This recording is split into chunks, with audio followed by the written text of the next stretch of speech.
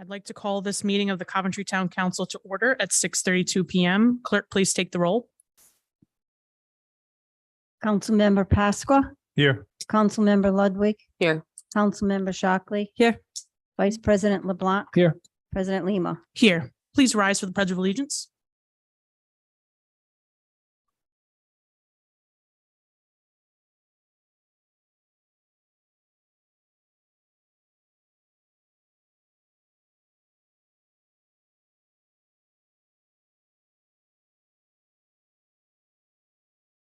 In the event of an emergency, those in attendance here this evening can exit out either door at the rear of council chambers and go to the front lawn or to the back parking lot.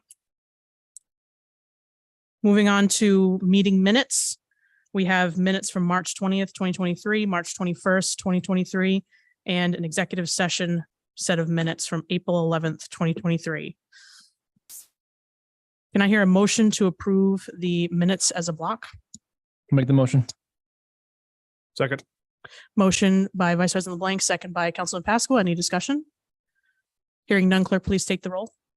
Councilmember Pasqua. Yes. Councilmember Ludwig. Yes. Councilmember Shockley. Yes. Vice President LeBlanc. Yes. President Lima. Yes. Do I hear a motion to approve the minutes? Approve the block of minutes. I'll make the motion. I'll second it. Motion by Vice President LeBlanc, second by Councilmember Shockley. Discussion? Clerk, did you receive any edits or did JoAnn receive any? We did not. Okay, thank you. Hearing none, clerk, please take the roll. Councilmember Pasqua. Yes. Councilmember Ludwig. Yes. Councilmember Shockley. Yes. Vice President LeBlanc. Yes. President Lima. Yes. Moving on to public hearings and public comment on docketed items only. I'll do public comment on docketed items only first. Are there any members of the public here in council chambers who'd like to make a public comment on a docketed item this evening? Yep, come on forward. Just state your name and address for the record.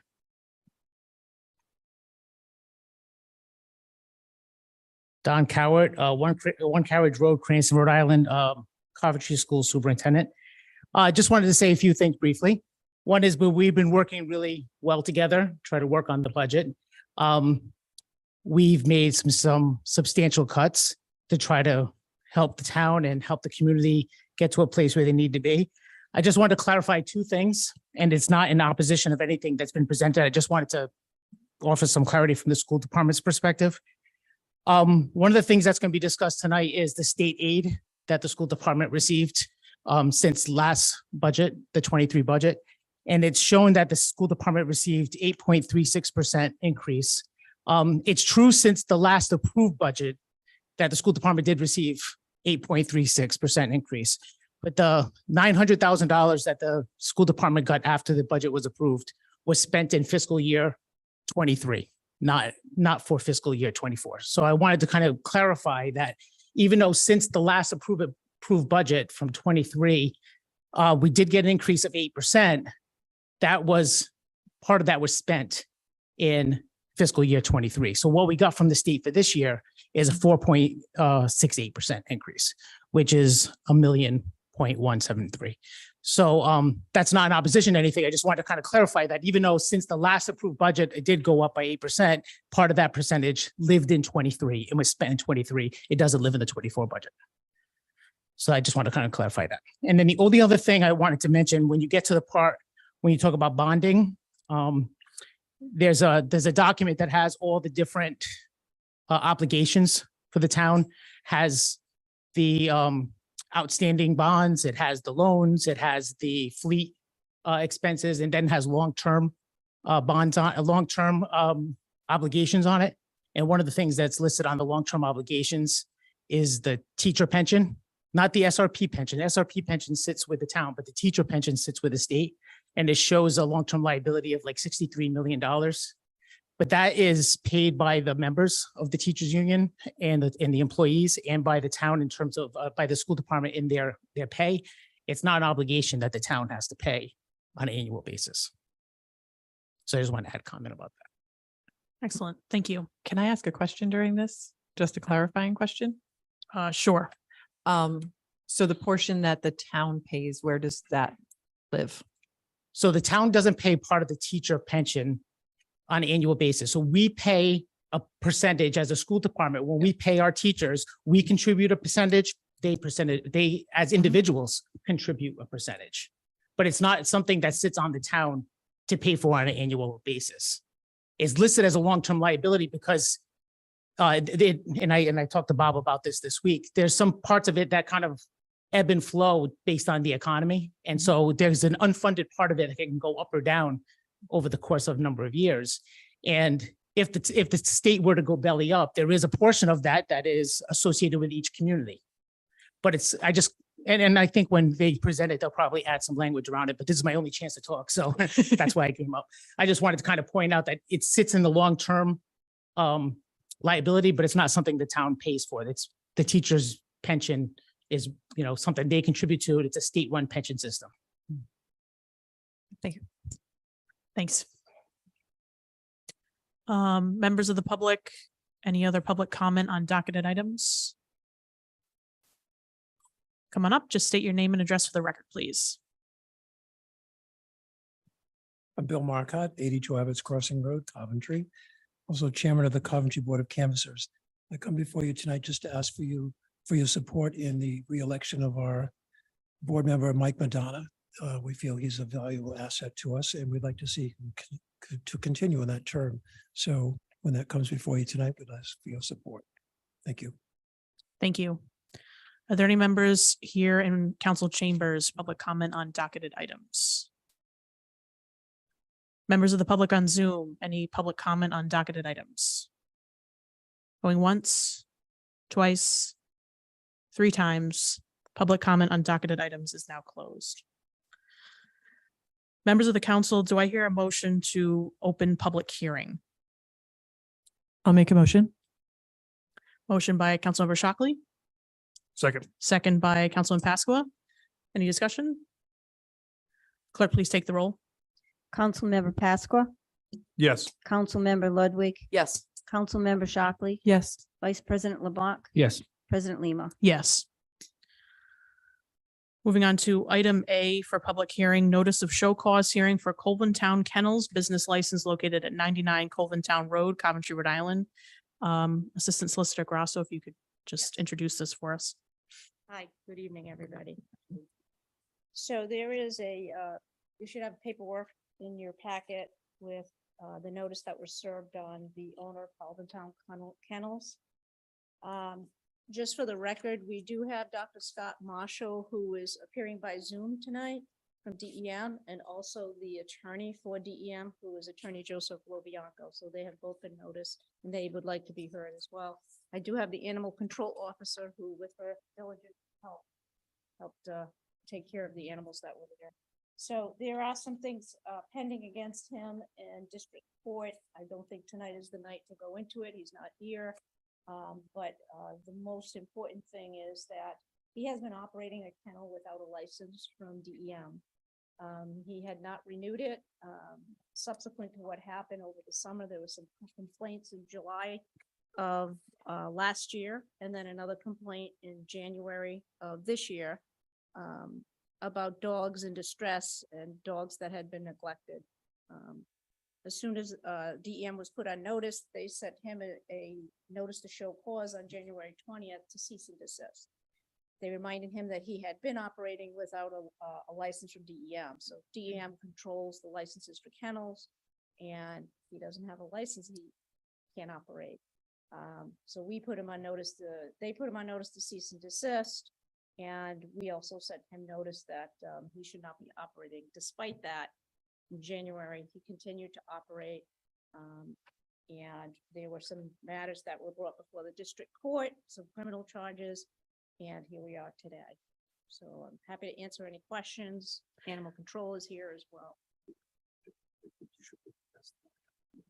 Yeah, I was just gonna say, who would you like to have speak first? I think you said someone's on Zoom. Yeah, the doctor is on Zoom. You just bring the doctor in.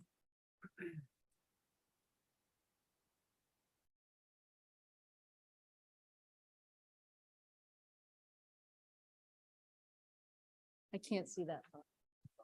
Yes, that's him. And his attorney. the attorney for DEM.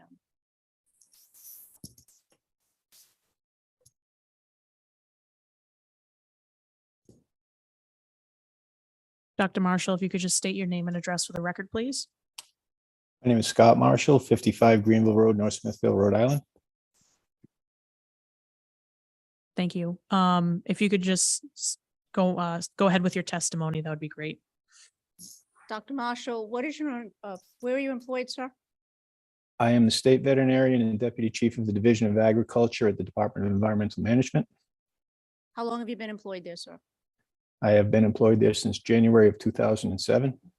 And how long have you been a veterinarian? I have been a veterinarian since May of 1991.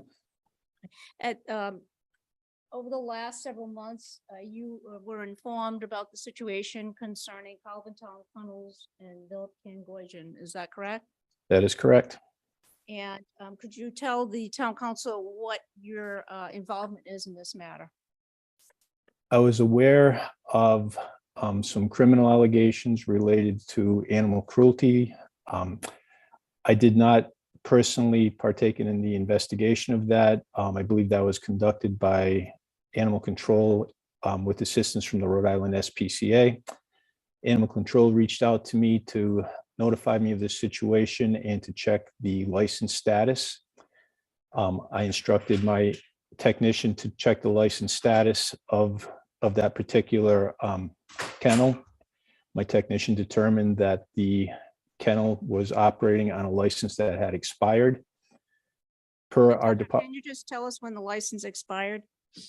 I can't say the exact date, ma'am, but I can tell you that per our regulations, a license that's been expired for greater than 90 days requires reapplication as a new license, and that was the situation for this particular kennel. I believe it was well over 90 days, and my recollection is it was probably closer to a year, if not over a year. Okay, at some point, did you put him on notice about the expiration of his license? We did. We sent him a notice of intent to enforce letter informing him that his license was expired and that he would need to reapply as a new applicant, not as a renewal. Could you tell the town council what's involved with reapplication? Okay, so the biggest thing that's a difference between reapplication versus a new license is that we need verification from the municipality of municipal compliance. We don't want to get into a position where we're issuing a license at the state level, but the business is not compliant with municipal ordinances, or there's some outstanding issue with the town. Okay, and after you sent that notice, do you know if he ceased and desist operation? I know that he submitted an application. I do not believe that he ceased and desisted, because my technician conducted an inspection in conjunction with Animal Control and I believe the Rhode Island SPCA, and he had dogs boarded there at the time. And do you recall what the inspection uncovered? I do not, but I can provide a copy of the inspection report if you would like. No, I have the animal control officer here today. Doctor, would the department support a renewal of his license at this time? We can't support renewal of the license unless he's municipally compliant. If he's municipally compliant, we will proceed with the application process. We'll conduct an inspection. If we find him to be in compliance with our regulations, we will issue a license. If he's not in compliance with the regulations, we will not. Okay. I don't have any further questions for him. I don't. Town council does. Members of the council, do you have any questions for Dr. Marshall? Councilor Ludwig? I don't know if right now is the time, or at some point, can we just review what does municipally compliant mean? So the municipal compliance is, he has to be municipally compliant, he has to also comply with state law, okay? So in order for the town to give him a kennel license, he has to prove that he has a state license to operate a kennel, essentially that. Maybe you can help me better understand then that the veterinarian Marshall just mentioned that they wouldn't approve it unless he was municipally compliant. Mhm. But we won't approve it unless they approve it. He So has to just- have a license first. He has to renew his license. to renew his license, my understanding is that they have to inspect. Right now, he's got some charges pending in district court. And until that's adjudicated, they will not support renewal of his license. Will we get any type of information on kind of timeline of that?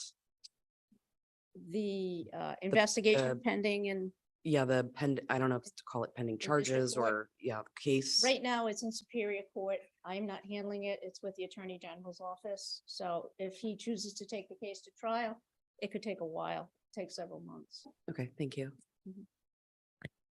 Any other questions, members of the council? All right, I think you have the animal control officer next I to do. just state your name and address for the record, please. Carolyn Lacombe, 60 Wood Street, Coventry, Rhode Island. What is your occupation? Animal control supervisor for the town of Coventry, How long have you been employed with the town of Coventry? 25 years. And are you familiar with Mr. Van Corgen at Calvin Town Kennels? Yes, I am. And have you been to a call at his location in July of last year? Yes. And could you tell the council what that was about? July of last year was of the former director for the SPCA contacted me. The cruelty investigator contacted me and stated that a retired state police officer, Matthew Zarella, who was very familiar with dogs, was on scene at Calvin Town Kennels. And he observed a Great Dane that was unable to get up and stand. He requested we respond to Calvin Town Kennels. Animal Control Officer Zakowski responded there, asked the owner of Calvin Town Kennels to take the dog to the vet, which he refused. Subsequently, What was the condition of the dog? he was on the ground. He was unable to stand. What kind of dog was it? It was a Great Dane. That's what happened. We transported him to Ocean State Vet, where he subsequently passed away from his injuries, which was bloat. Could you tell the council what bloat is? Bloat is where the stomach of a dog flips, and if the dog doesn't receive immediate attention, he could pass away from his injuries, which he did. And he passed away that day, July, it was yes. around July 5th, is that correct? Yes, the day we transported him, he passed away. And so you provided a police report on that, is that Yes. correct? And that was provided to the solicitor's office as well, is that correct? Yes, And then were there subsequent charges that were brought against the owner of the kennel? yes, there was. Okay. And were there other occasions that you had to respond to the kennel? Yes, I believe it was January of this year when we responded to a call from a gentleman who had dropped off his Rottweiler at the kennel to be boarded. When he picked up the dog had injuries to his leg, was hobbling. That gentleman took the dog to the vet when we have the vet statement saying that the injuries were caused at the kennel or caused during the time the dog was at the kennel. Now, the town was aware that the DEM did put Mr. Van Corgen on notice, is that correct? Correct. Okay. And after that time, the town applied for a warrant to enter the premises, is that correct? Yes, And that was approved by the district court judge, is that correct? yes, And so you did go on the premises on or about January 20th, is that correct? yes. And what happened on that day? We seized several, what did I say? Several dogs that were being boarded at the kennel. Do you recall how many? I believe there were 12. Approximately 12. There was a cat as well. And a cat. And I don't think I have any. Now, your knowledge, he does not have a kennel license, is that correct? That's correct. Members of the council, questions for the animal control officer? Councilmember Shockley. So of the dogs and cat that you impounded, were they injured? Were they ill? All the animals were in good condition and returned back to the owners within 2 days of us taking. Why was it that you went on that day?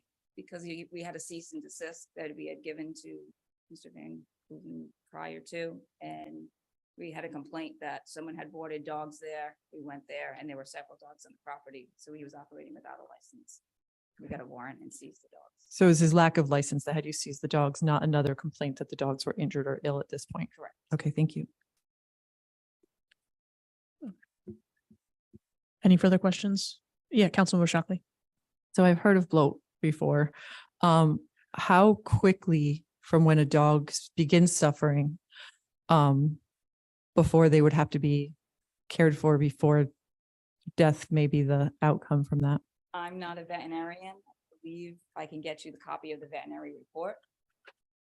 Perhaps Dr. Marshall can answer that question. Possibly. I guess my question goes to, was this something that happened and very quickly the dog started suffering? Or did this dog suffer for My some understanding time? what is that this dog was in dire condition and that he had been suffering for a while. Thank you. If medical care was given, it would have been a little bit more lenient, I believe. Further questions from members of the council? Thank you. Oh, Councilmember Shockley. So with the, I think it was Rottweiler, you said, I know they could tell the timing of the injury, but could they tell if a person had injured that dog or if another dog had injured? I don't believe they could tell that. Okay, I wasn't sure if they assuming could it's tell for another dog. dog bites versus, someone purposely hurting the dog. Any further questions, members of the council? Solicitor Angel. You have a copy of your report for the council. I have.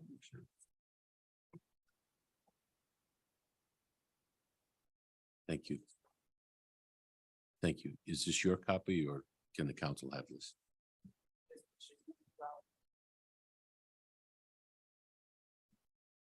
I would ask that the council take a motion to make these part of the record this evening.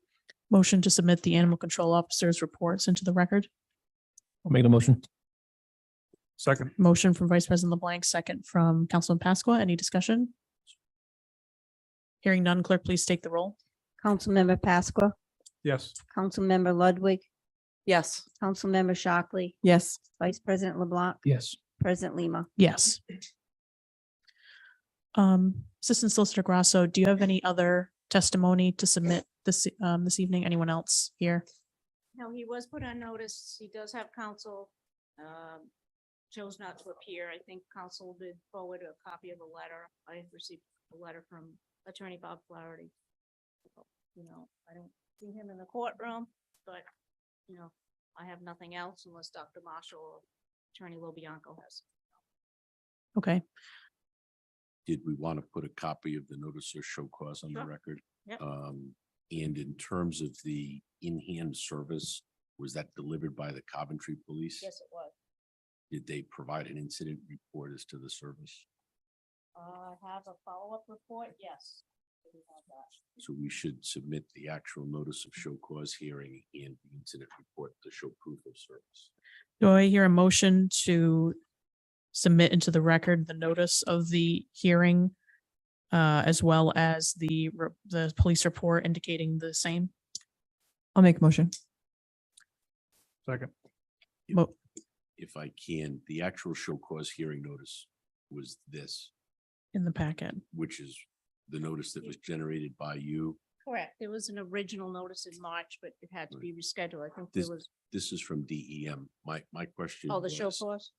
My question was the notice of show cause hearing for the council and the proof that it was actually served upon Mr. Van Koygen. Do we have, yeah, that'd be great. Sent via mail. Yep. We don't need that. No, that's part of it. You don't need that. And in the actual incident report from the police department that would show the in-hand service, do we have that? I have it. Okay, sure. We had a motion from Councilmember Shockley and a second from Councilman Pasqua. On the notice to show cause hearing and the proof of service, right? Yep. We have that in our packets. Yeah, but we want to make that part of the record. It's actually a large packet which includes the complaint that was filed with district court.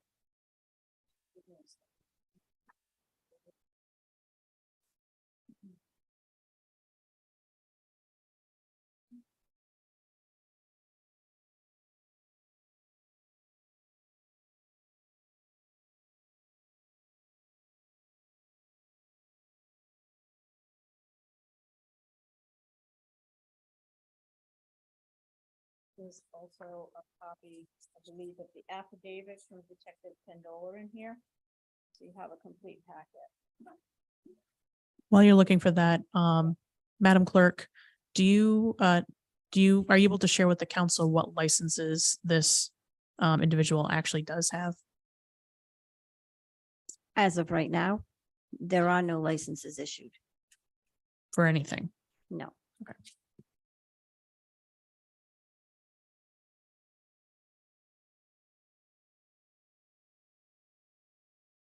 I don't know if you need the entire packet.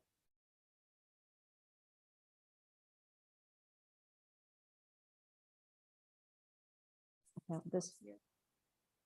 Thank you.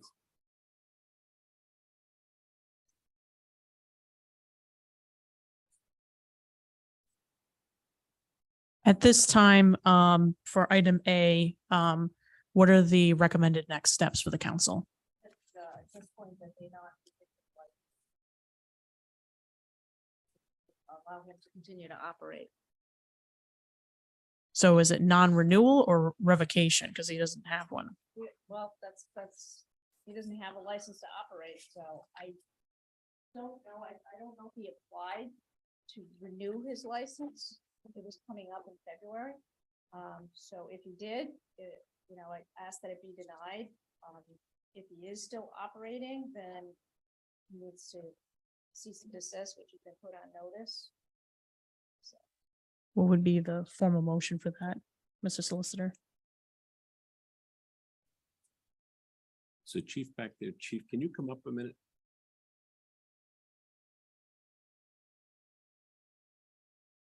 Chief, how do you want to handle this? We have a business owner who it's one of these odd situations where in order to have a kennel license, a license to issue to operate a kennel within Coventry, this gentleman needs state licensure by DEM.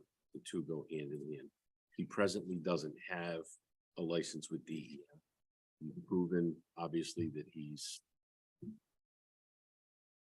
operated this business. How does your department want to handle this on a go-forward basis? I would say if the license comes, the application gets put in, then we would deny it until the matter gets resolved with the state. In the meantime, do you want this council to take formal action on a cease and desist? What would be your department's position in terms of its enforcement? I would say we would enforce a cease and desist if possible. Okay, thank you, Chief. Then I would recommend to the council that the council order a cease and desist of all kennel activities at this location, and that such notice be delivered either in hand or by certified mail to this business owner at that location based on this evening's hearing. Question, how would this be any different if he's already been delivered the cease and desist order and didn't stop? It continues to give the police department a legal basis to attend to that premises if it is a suspicion of boarding activities, which would seem to be prohibited by the state, DEM, for failure to have the proper licensure to do so at state level. With that, well, first, are there any members of the public who would like to make a comment on this item? It's in. Perfect. Thank you. Okay, thank you. This is a show cause hearing. So I don't know how many show cause hearings this council has done before. This is odd in the sense that you have someone who purported to have a license to operate a kennel in town, but they really don't because they lack the prerequisite to do so. So it's not an item where the public, unless the public is going to testify as to firsthand knowledge of this situation. In situations where you are suspending, revoking, or fining a business owner for their failure to comply with local law, it's really a quasi judicial matter for the council against the license holder. And my recommendation was, as I said, to issue a cease and desist of activities for failure to have proper licensure. And if that's a cease and desist as to all kennel type activities. And just as advice, I would suggest that we follow the chief's recommendation that the license not be renewed until such time as this person is in full compliance with state licensure requirements for a kennel. So it's not appropriate for public comment to answer that question. Okay. Is there a motion to approve a cease and desist against this owner or this property owner, and to hand deliver and by certified mail the notice of a cease and desist? I'll make the motion. Motion by Vice President LeBlanc, I'll second it. second by Councilmember Shockley. Discussion. Councilor Ludwig. So Town Kennels is actually down the street from me. Several years ago, I actually brought my own dog here. In essence, issuing the cease and desist, I think, is extremely serious. In essence, fully taking away this person's livelihood. But it's really disturbing that he's operating without the license, that DEM has already issued a cease and desist. We heard from this gentleman's lawyer, I don't know, maybe a few weeks ago. So my understanding is he has a lawyer, and whether it's Mr. Van Koyem or his lawyer could have showed up tonight. So it's disappointing that we don't have any information on their side, but personally, I'm left with no choice but to agree with this. Thank you. Councilmember Shockley. So I also tend to want to agree with this. Our professional animal patrol officer recommends this. The police recommend this. I guess what I want to make clear, though, is that we're issuing a cease and desist because he doesn't have a license and he has to do certain things to get himself eligible for a license. Just the quick things I read, and I just saw this tonight. I don't know that I see evidence that the dogs were mistreated. But because the dogs can't speak for themselves and he doesn't have proper licensure, I see no reason why we wouldn't issue the cease and desist. He shouldn't be operating as is. Well, that's the thing. I think what's the point of requiring someone to have a license if we're not going to stop activity if they're not following the law? Any further discussion? Hearing none, clerk, please take the roll. Councilmember Pasqua, Yes. Councilmember Ludwig, Yes. Councilmember Shockley, Yes. Vice President LeBlanc, Yes. President Lima, Yes. motion passes. Moving on to item B, notice of show cause hearing for Camelot Chinese Crested business license of 1091 Plainfield Pike, Coventry, Rhode Island. Assistant Solicitor Grasso, floor is yours.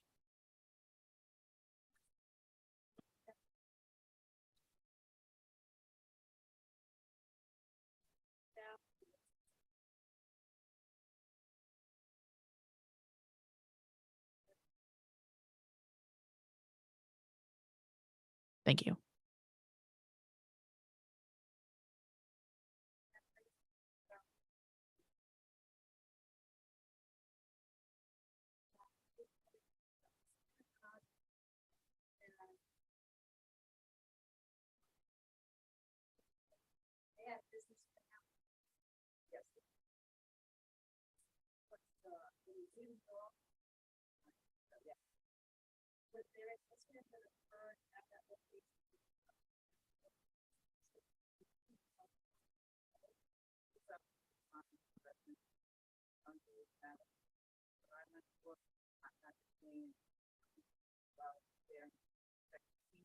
We went out there and several dogs unsanitary.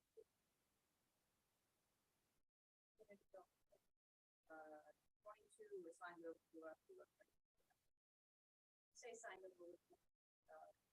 Figured that we could do that in town of Coventry. And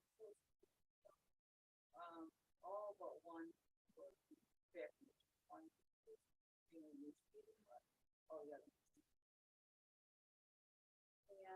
at some point, we served her on the council for the different.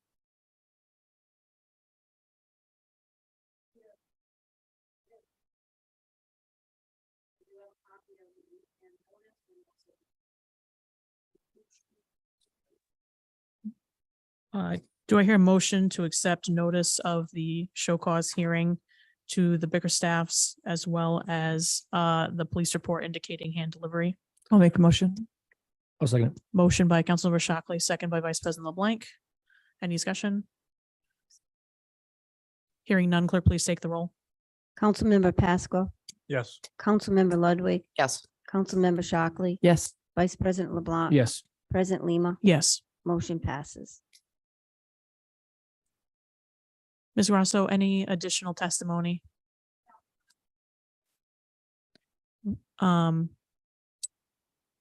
Chief Heiss, I don't know, same thing. I don't know if you want to come up and recommend what you'd like the council to proceed on.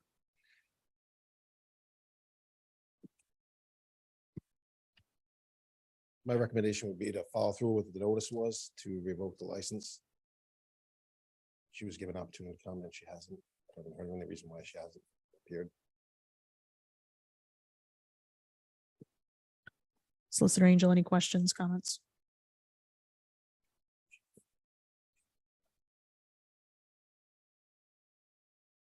Do I hear a motion to revoke the license for Camelot Chinese Crescent President Lima? Business? Can we ask some questions before we get the motion? Sure. I did, could I ask Officer Combs some additional questions? So I was just wondering, so the allegation says that, or there's an allegation of unnecessary cruelty to animals. So 21 of the 22 dogs were in fair condition. One was, I guess, doing poorly. Where does, I can't imagine having that many dogs. I'm just trying to understand here. Where does the unnecessary cruelty come in? That she has that many dogs? That the business is not staffed for that many dogs? What was there signs of, what were the signs of cruelty to the animals? So I gave you some pictures. The dogs were living in their own feces, urine stained paws. One of the dogs was extremely skinny. There wasn't enough food on the property at the time we were there to feed any of the dogs. They were small breed dogs with 2 large breed dogs in the basement. Unsanitary living conditions. Okay, could I see the pictures also as they come in? Thanks. Thank you. It's the last 3 pages of the report. Councilmember Shockley. So I understand the kennel nature of the first business we spoke of, but was this a kennel or a shelter? Because it This was seemed, her- Sorry, go ahead, this was her house. She got overwhelmed. but she gave you all the dogs to adopt them out. Did they have owners? They were her dogs. People would give her dogs that they couldn't keep anymore. She would breed dogs to make some money. So she isn't running any sort of establishment. She just hoards dogs. Basically. Okay. What is Camelot Chinese Crescent? That was the name of her business. She has been around for a long time. I believe the whole 25 years that I've been here, she's been operating this business where she would breed Chinese cresteds and adopt them. They're very expensive dogs.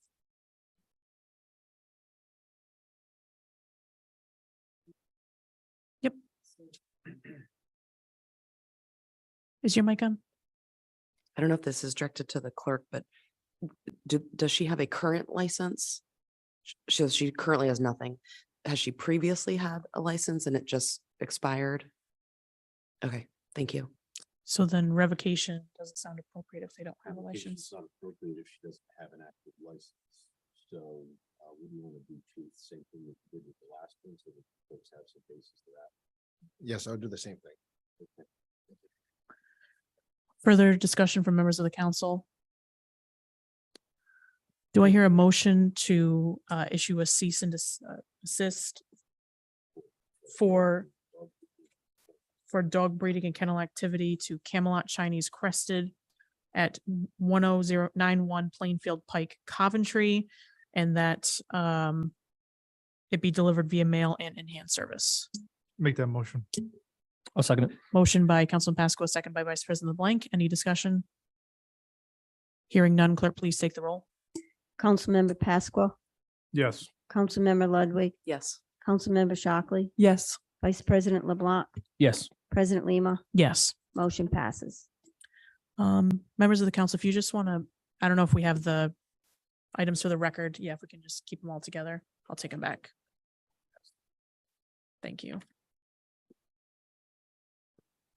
Moving on to Section 4 licenses. Item A, new mobile food establishment license, Checked Out Nugs LLC, Tiffany Betez yearly license on page 27 and 28 of your packet. Do I hear a motion to approve the license? I'll make the motion. I'll second it. Motion from Vice President LeBlanc, second from Councilmember Shockley. Just state your name and address for the record, please. Can you just make sure the mic's on? Just push it up. There you go. Tiffany Betez, 150 James Street in Warwick. Welcome. I just want to talk a little bit about your business. Sure. Oh, I created a food truck business. I'm making fried chicken nuggets. They are gluten-free. I've been doing all of the events, but I have been presented with an opportunity to sell at this daycare on Mondays throughout the summer. They want me to feed their children. It's on Tioga. It's 2 businesses. So then they are allowing me to stay in that parking lot for like an hour or so after I serve their kids to serve. It's Club Creative and Creative Child on Tioga Ave. Comments, questions from members of the council? Thank you very much. Thank you. Hearing none, clerk, please take the roll. Councilmember Pasqua, Yes. Councilmember Ludwig, Yes. Councilmember Shockley, Yes. Vice President LeBlanc, Yes. President Lima, Yes. motion passes. Moving on to item B, new mobile food establishment license, Rhode Island Kona LLC, Joyce Bouchard, yearly license, page 29 and 30 in your packets. Do I hear a motion to approve the license? Make the motion. I'll second it. Motion by Vice President LeBlanc, second by Councilmember Shockley. Welcome. Just state your name and address for the record. Is it switched, flipped up? Sorry, There you go. Joyce Bouchard, 4 Cider Lane, Greenville, Rhode Island. Just talk a little bit about your business. Sure, we have a tropical shaved ice truck that the kids get to flavor themselves. We have 10 flavors on the outside. And that's basically it. Any questions from members of the council? Thank you very much. Thanks. Hearing none, clerk, please take the roll.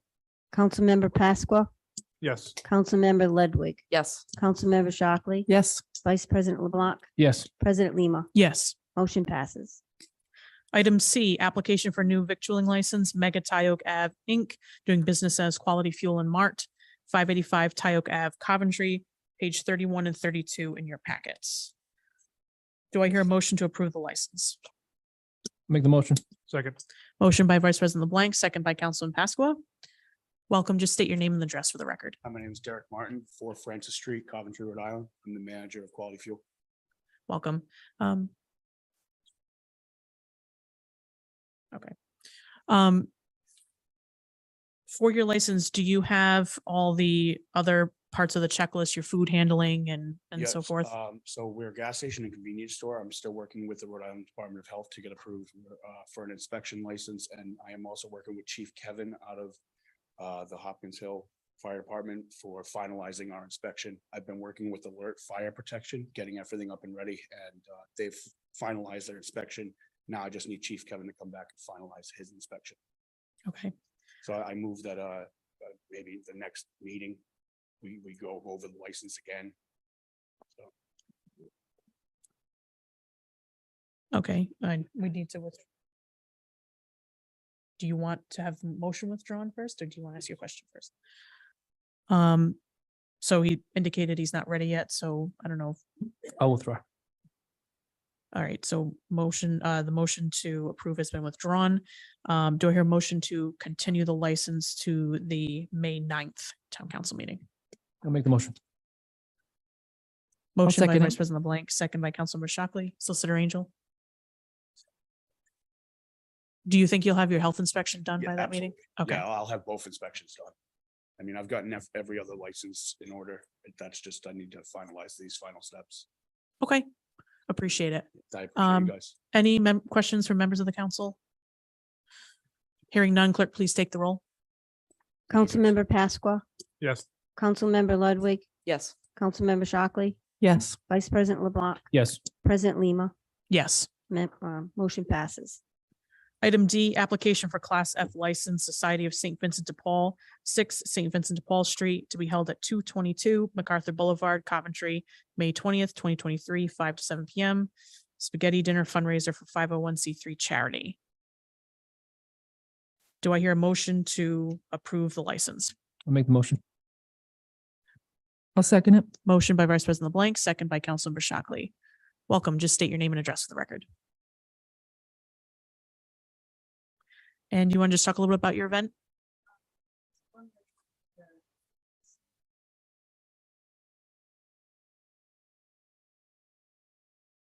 And you operate the you operate out of the old OLC school, and you do the food, the kitchen on Saturdays, right?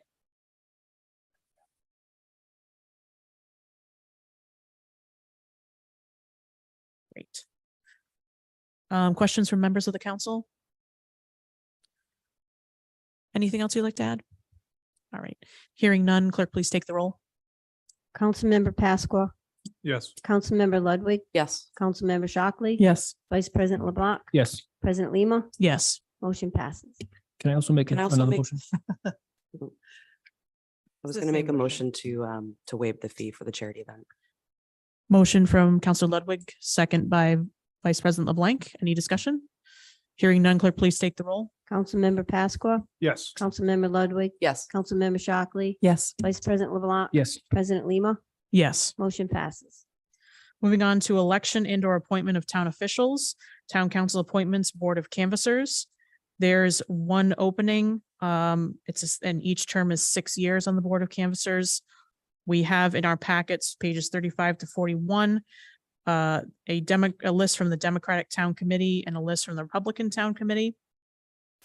On the dais before you, I had the clerk give 2 sections of the state law with respect to the local canvassing authorities, the term and qualifications for office, and the appointment of the bipartisan authority. Currently, there's a Democrat member and there's a Republican member, so this is, I guess, what you would call a swing seat at this time. How these seats are traditionally appointed is the Republican Town Committee and the Democrat Town Committee both submit a list of 5 names, and then the council president or the chief elected official of the municipality can appoint from one of those lists. With respect to the public comment that you heard from Mr. Marcotte earlier, we do have the gentleman who is currently in that seat who would like to continue. Mr. Madonna is a registered Republican, but the Republican Town Committee did not put his name on the list to submit forth for names. We are only allowed to appoint from the 2 lists that were submitted to us. So that's kind of what we're left with here this evening.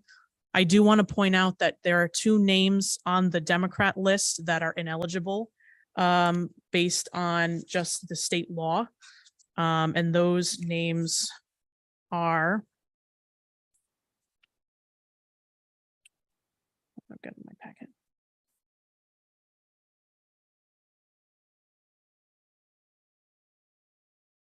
Mr. Inman works for the state of Rhode Island, and Ms. Reptakis works for the school department in town. And by state law, you cannot have a state or municipal job within the municipality and be on the board of canvassers. So those 2 names. So in the event that someone wanted to reappoint Mr. Madonna and have him continue, the only path forward is the council would have to reject both of these lists in full and state those intentions. So I'll entertain discussion from the council. Council Ludwig. Yeah, I just wanted to know, so Mr. Badana's, in essence, the third seat on the board right now. So that's expiring. How about the other two? When do we know when those expire by chance?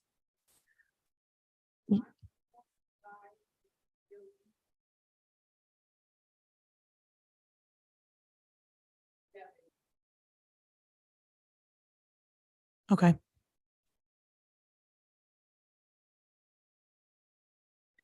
I know it doesn't say, thank you for printing out the rules. I don't remember it saying anything about the alternates though, just the 3 board seats.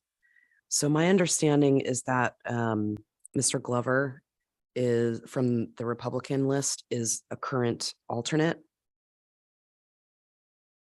Do we know who the other alternate is?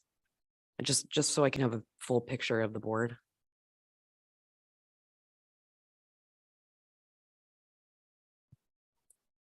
How's he? Which he should be ineligible because he's a state employee. Okay.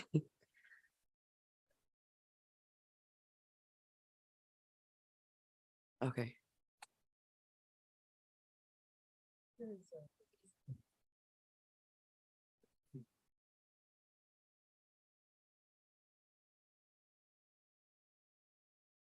And if you do appoint someone who's currently an alternate to a full-time seat, then now you've created another opening, so we still have to appoint somebody else. But it sounds like we have to appoint an alternate anyway.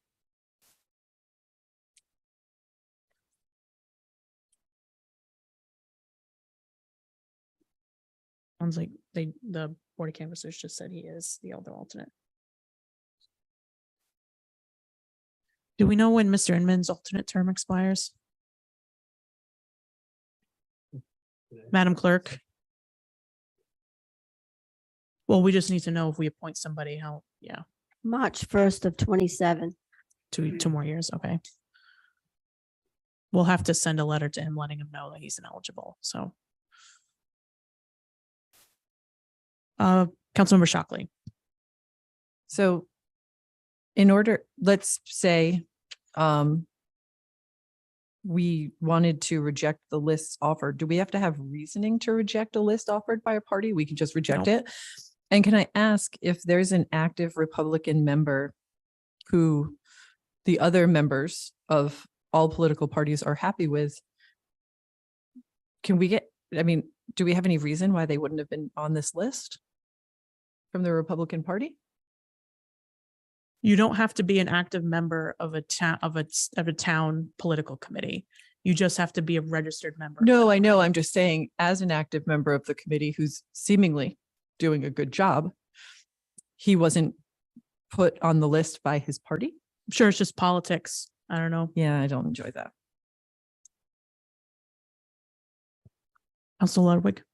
So we've talked in the past about, some really large elections for this town coming up, and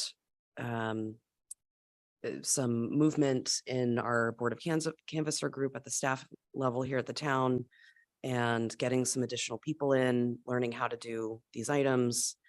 So I would be open to looking at graduating Mr. Glover as an alternate into this position, because he's listed as, I'll just read it in order. I'm assuming that they did it from a top-down, top 5 names on the list that were submitted from both of the committees. Getting more people to understand the process, getting their hands dirty, with possibly Mike moving into an alternate role so that we just continue the knowledge sharing. Be interested in discussing that if we wanted to take a look at also the alternate positions, or bring it up again in a future meeting.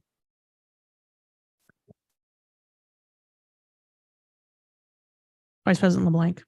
Do we have to make a decision on this tonight? We don't have to, no. Because I don't know what the council would like to do, but I don't know if we could set up I don't know if during the week or maybe on the weekend, and try to actually ask these people to come in so we can just have a conversation with them, because I don't know if they're all here tonight. I don't think they are. No, I don't how think any. interested, yeah, how interested they are, why they're interested. It seems like it's a pretty long term. Make sure that they're interested for the full term.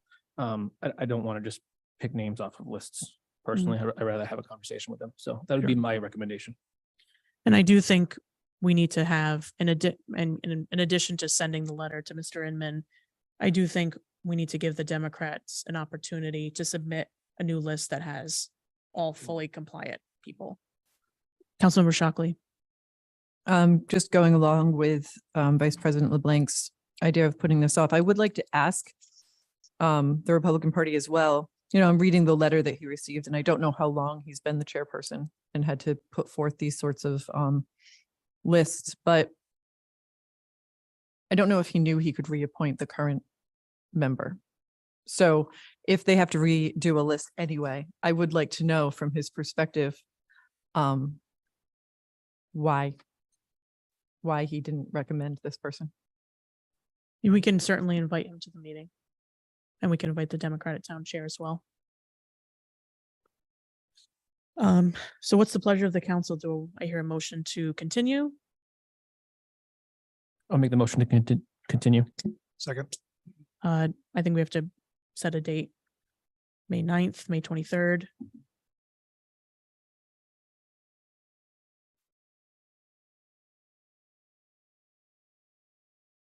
Yeah.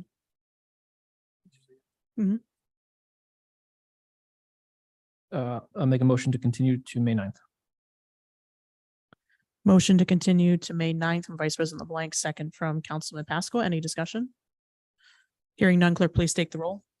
Councilmember Pasqua, Yes. Councilmember Ludwig, Yes. Councilmember Shockley, Yes. Vice President LeBlanc, Yes. President Lima. Yes. Motion passes.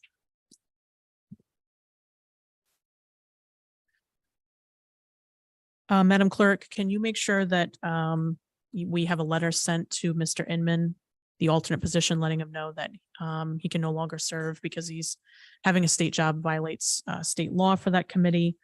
And if you could notify the Democratic Town Chair as well that the two names on their list are ineligible, and if they want to submit a new list with two names replacing those. Thank you. Moving on to item B, Town Council appointments, 2 terms expiring, Friends of Human Services. We have Joan Tillinghast and Gail Tatangelo. Mr. Robillard, I don't know if you want to come up and speak to either of these names.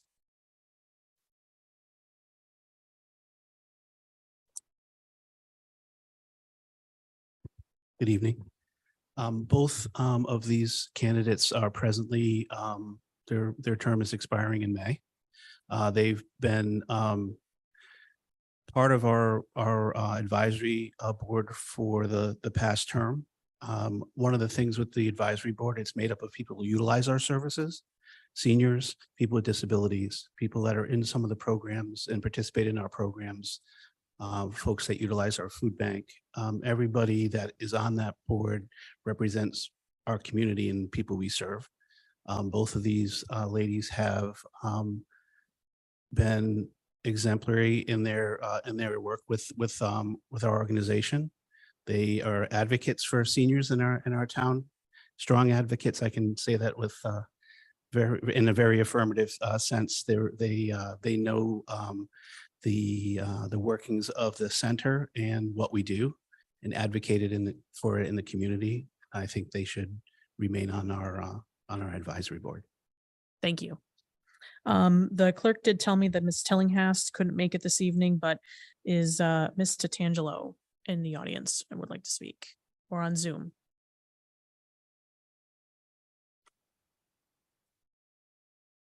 See a hand raised, but it doesn't look like it's Ms. Tatangelo. What?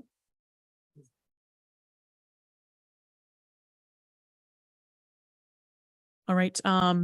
Any questions? I'll make a motion to approve these as a block. Motion by Vice President LeBlanc, second by Councilman Pasqua. Any discussion? Hearing none, clerk, please take the roll. Councilmember Pasqua, Yes. Councilmember Ludwig. Yes. Councilmember Shockley, Yes. Vice President LeBlanc, Yes. President Lima, Yes. motion passes. Do I hear a motion to approve the block of candidates? Make the motion. Motion by Vice President LeBlanc, Second. second by Councilman Pasqua. Any discussion? Hearing none, clerk, please take the roll.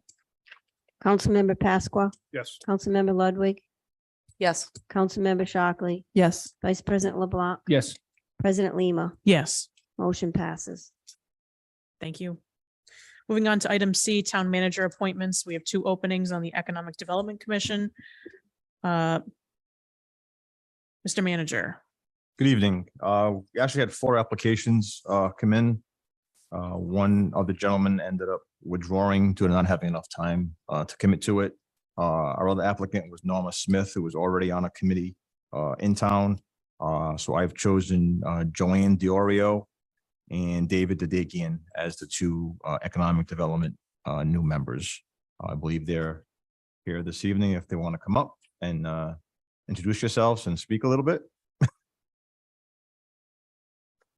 Welcome. Just state your name and address for the record. 77 Islet Creek Road, Coventry, Rhode Island.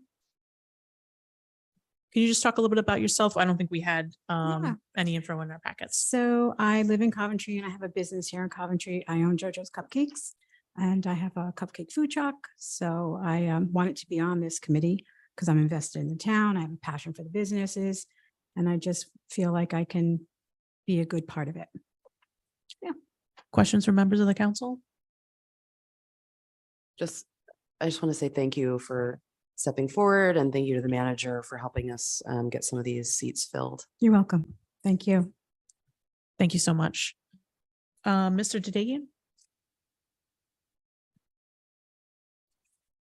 Hi, David Dadekian, 1061 Fish Hill Road here in Coventry. I've owned a small business for many years. It's called Eat Drink Rhode Island. I do media and events for local food. As you can see, we'll be food heavy, and that's the way it should be. I'm a founding board member of the Rhode Island Small Business Coalition, and try to help small businesses wherever I can throughout the state. So I'd love to be able to try and help businesses here as well. Excellent. Any questions from members of the council? Thank you so much. Thank you. Thanks. Pleasure of the council. Do I hear a motion to approve the candidates as a block? Make the motion. I'll second it. Motion from Vice President LeBlanc, second from Councilmember Shockley. Any discussion? Hearing none, clerk, please take the roll. Councilmember Pasqua, Yes. Councilmember Ludwig, Yes. Councilmember Shockley, Yes. Vice President LeBlanc, Yes. President Lima, Yes. motion passes. Do I hear a motion to approve the block of candidates, JoAnn DiOrio and David Dadekian? I'll make the motion. Motion by Vice President LeBlanc, Second. second by Councilman Pasqua. Any discussion? Hearing none, clerk, please take the roll. Councilmember Pasqua, Yes. Councilmember Ludwig, Yes. Councilmember Shockley, Yes. Vice President LeBlanc, Yes. President Lima, Yes. motion passes. Congratulations. Thank you for stepping up. Moving on to the report of the town manager, Daniel Parrillo, FY24 budget. Mr. Parrillo gave his original presentation on the proposed budget at our April 11th meeting. I'm sorry. Yes, April 11th. If you could just give a brief recap and talk about any adjustments that have occurred since original introduction. Sure. Thank you very much. The budget was reviewed over the weekend, and we actually did find a miscalculation. I did pass out to the board the new updated numbers in the budget. So there was a miscalculation of approximately $44,115 in the canvassing line item that we did not account for. So to rectify that, I spoke to Lori and we decided that we're going to eliminate the new position in canvassing that was going to start in January and actually start that person in July for next fiscal budget. She said that won't adversely affect her. So that savings is approximately $27,000, and the remaining $17,000 that we needed to come up with, we added to interest income. Speaking to Mr. Civetti, we are going to put some money in some different accounts with higher interest rates. So we don't think we're going to have any issue making up that additional $17,000. So that increased the overall budget, instead of 2.54%, it's 2.56%. $116,992,019. Everything else stays the same. In the highlights, there is a $500,000 increase to the schools there.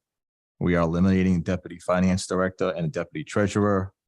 We're adding the engineer coordinator to start in July to help out Joe Levesque in the engineering department. We plan on adding a purchasing clerk in January of 24 to coordinate and centralize all the RFPs and all the bidding processes that we go through now. The economic development coordinator duties are going to be assigned to the assistant town manager. She's going to be part of that committee and handle all those responsibilities and kind of be that link between the EDC and the town. We also added funding for software licensing, for emails for boards and commissions. We funded the tax evaluation line item to prepare for the full revaluation coming up in 3 years. We've also had a capital improvement budget of $560,747 with some big projects that need to get done this year. And we're also utilizing approximately $378,000 of one-time items to be paid for through ARPA funding. So that kind of summarizes the town side. On the school side, like Mr. Coward said, they did come to the table and reduce their budget from the original that they presented to us. So originally their budget had a 3.76% increase, and that's been cut down to 2.21. So they've met the request that I've asked for them to come in and cut and really shave down to what is actually needed.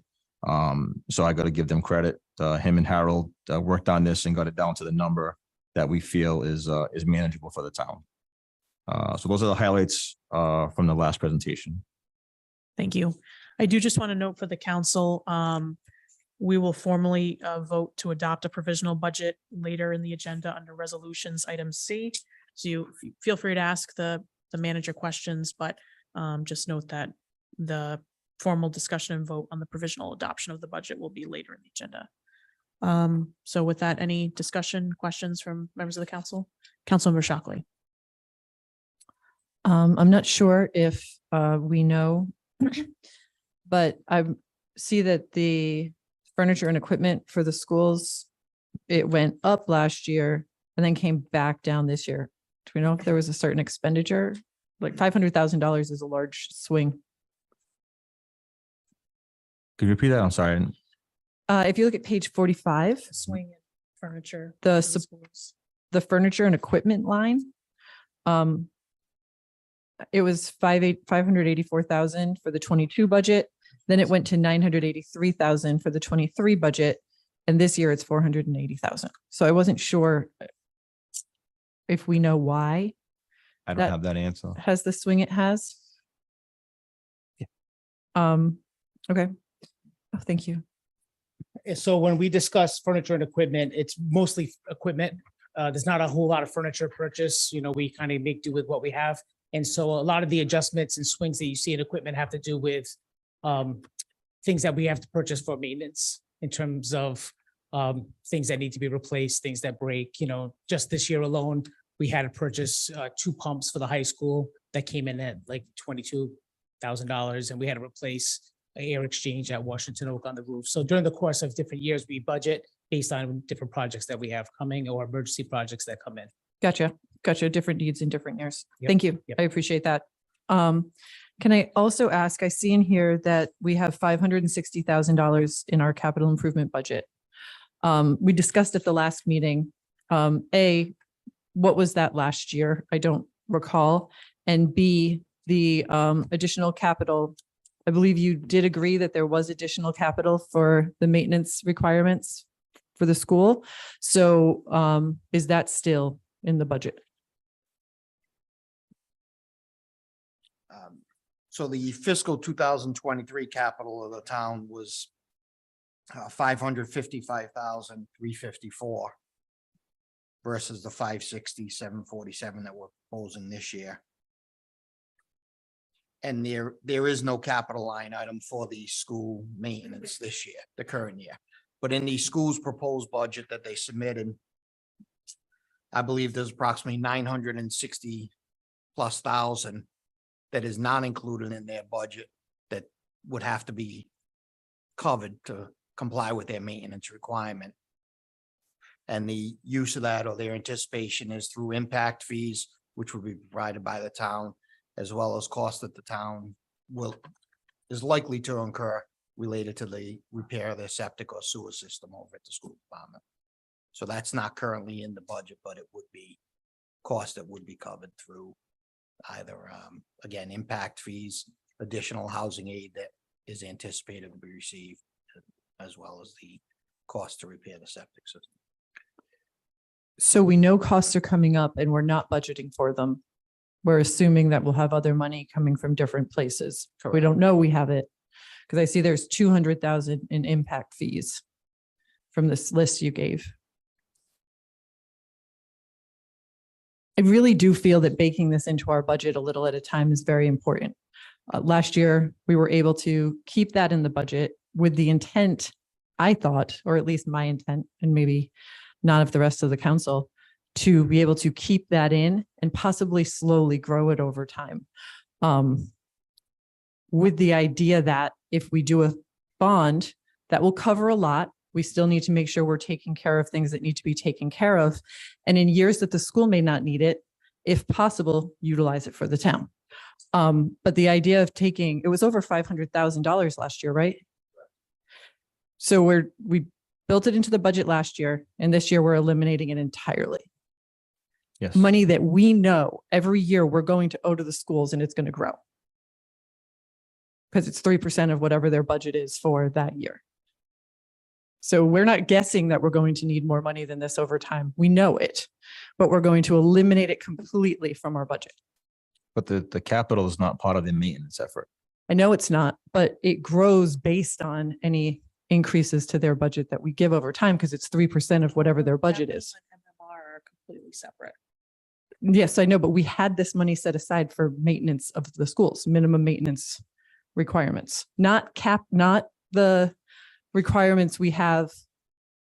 All of these things sound too much alike, but we know 3% of the school's budget every year needs to go towards maintenance. Am I correct on that? Correct. The money to service that requirement is not part of the school's budget. It's part of the town's budget. Should be. But the it's not school. supposed to be part of their maintenance of effort. That's separate, And correct. maintenance of effort and minimum maintenance requirement are separate, yeah. I know. Sure. If as part of the school's operating budget, historically, they should have been putting money aside in their normal operating budget to cover maintenance of the buildings. So there's many school departments throughout the state that they were already putting 3% or allocating because it covers, salaries for certain individuals as well as the maintenance of those buildings. So to say it's not part of their operating budget, it should be part of their operating budget. This council or previous council may have elected to set aside a different portion and not put it as part of the budget, but ultimately it is part of their operating budget where they should earmark 3% of their normal operating budget should be earmarked for maintenance. In the current fiscal year, fiscal 24, ballpark figures, their maintenance requirements 2.9 million. They've budgeted as part of the normal operating budget, 2 million of that. Just 900,000 has not been budgeted, which they expect, again, as a little footnote, I believe at the bottom of the sheet that was in your packet, is they hope that additional state aid, impact fees, and then again, the cost that the town may incur for the sewer would cover that additional requirement. And has the town put aside the cost of that sewer? Like it seems as if we're saying we want to pay for things, but we're not going to budget for them. And honestly, I don't think it makes sense. Also, last year, we had a long discussion about this money that would be earmarked towards the minimum maintenance requirement for the school capital needs. But it wouldn't go under the school because of the fact that we didn't want it to add to what we would owe for Maintenance of effort. the annual maintenance of effort.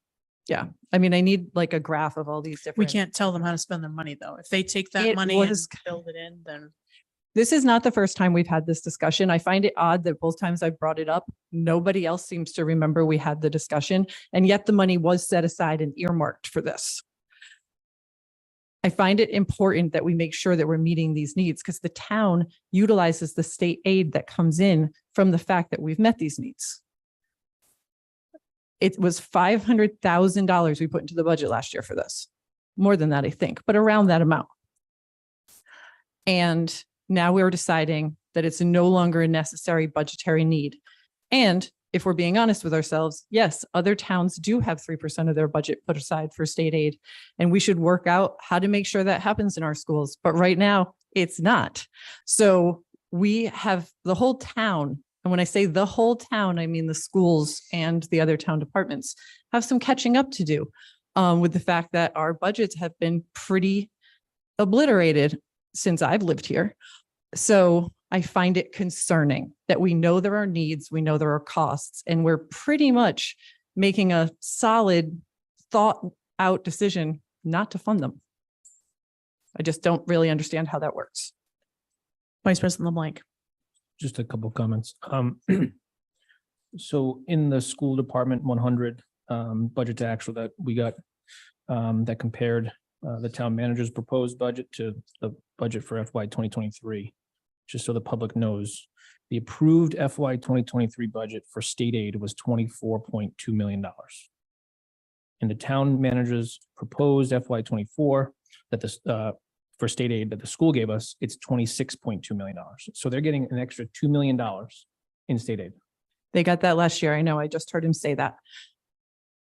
If we don't have to provide the money to them because they're getting the money from other locations, I think that's great. I think if we can have it to pay for the town's own capital needs, that's wonderful. But this is 1 year. When the state offers money to the schools, it does not have a maintenance of effort. So they might have given the money that this year, we're fine, which is great, but we can't plan for just this year. We have to plan for being able to meet the needs of this town ongoing. And I find it concerning that we seem to not be making sure we're going to meet these capital needs over time. And my second comment is we have $8 million sitting in ARPA money that we can use for infrastructure and for if they needed some money, they could come to the front of the council and we could provide money out of ARPA. We have $8 million sitting there. 100%. And I think so that for the you had next asked 2 where the years, sewer money was going to come from. There is $8 million sitting there that we could allocate towards that project. We have it sitting there. So wonderful. I just want to provide that answer. I think ARPA is a wonderful thing and it's going to get us through the next couple of years, which is a lifesaver. I'm very grateful that ARPA money exists. But if we plan all our expenses and increasing our budget around ARPA money, that is only going to exist for the next couple of years, I think we're just digging ourselves a hole. While we think we're filling spots, we're able to do more. I think it's great. But I don't think that we should exclude these capital needs that are going to be needed to be made forever. And Well, ARPA is going to go away.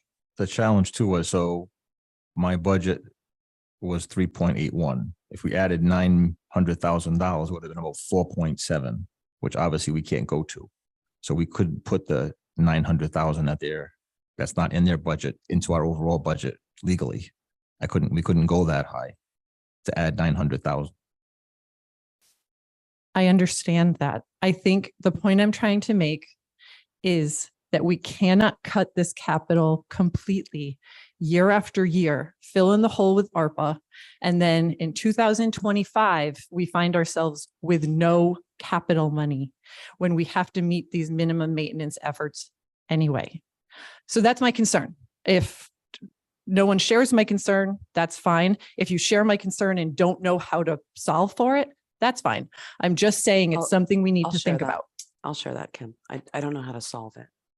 So please don't take my silence as not caring. I don't know if someone has a suggestion on how we could look at that. But I agree that the ARPA money will run out. And we do need to plan for having to make up that percentage in some way, maybe over time, maybe in buckets. I'm open to hearing some ideas. Vice President LeBlanc. I'd also like to throw out previous councils had 0 in capital improvement. And last year we had money in capital, and on the in the town's budget, there's currently $561,000 sitting there. So with the 561 that historically has never been there, you're making it sound like we have nothing, like that we're not budgeting it appropriately. We're actually getting millions of dollars more. We're not level funding both the town and the school right now. So we are budgeting. We technically, we could use ARPA and level fund both town and school if we really wanted to right now, but that's not what we're doing. So I understand what you're saying, but I also want to state that past councils had 0 for capital. We have 561,000. We also have 8 million sitting in an account that is specific. We're supposed to be using for infrastructure and what I would call maintenance. So we definitely have solutions. Yeah, I definitely don't think you have to be wrong for me to be right. I think you're right. We are budgeting for something that wasn't budgeted for. Last year, we budgeted $1 million. So we've cut our budget for capital in half between last year and this year.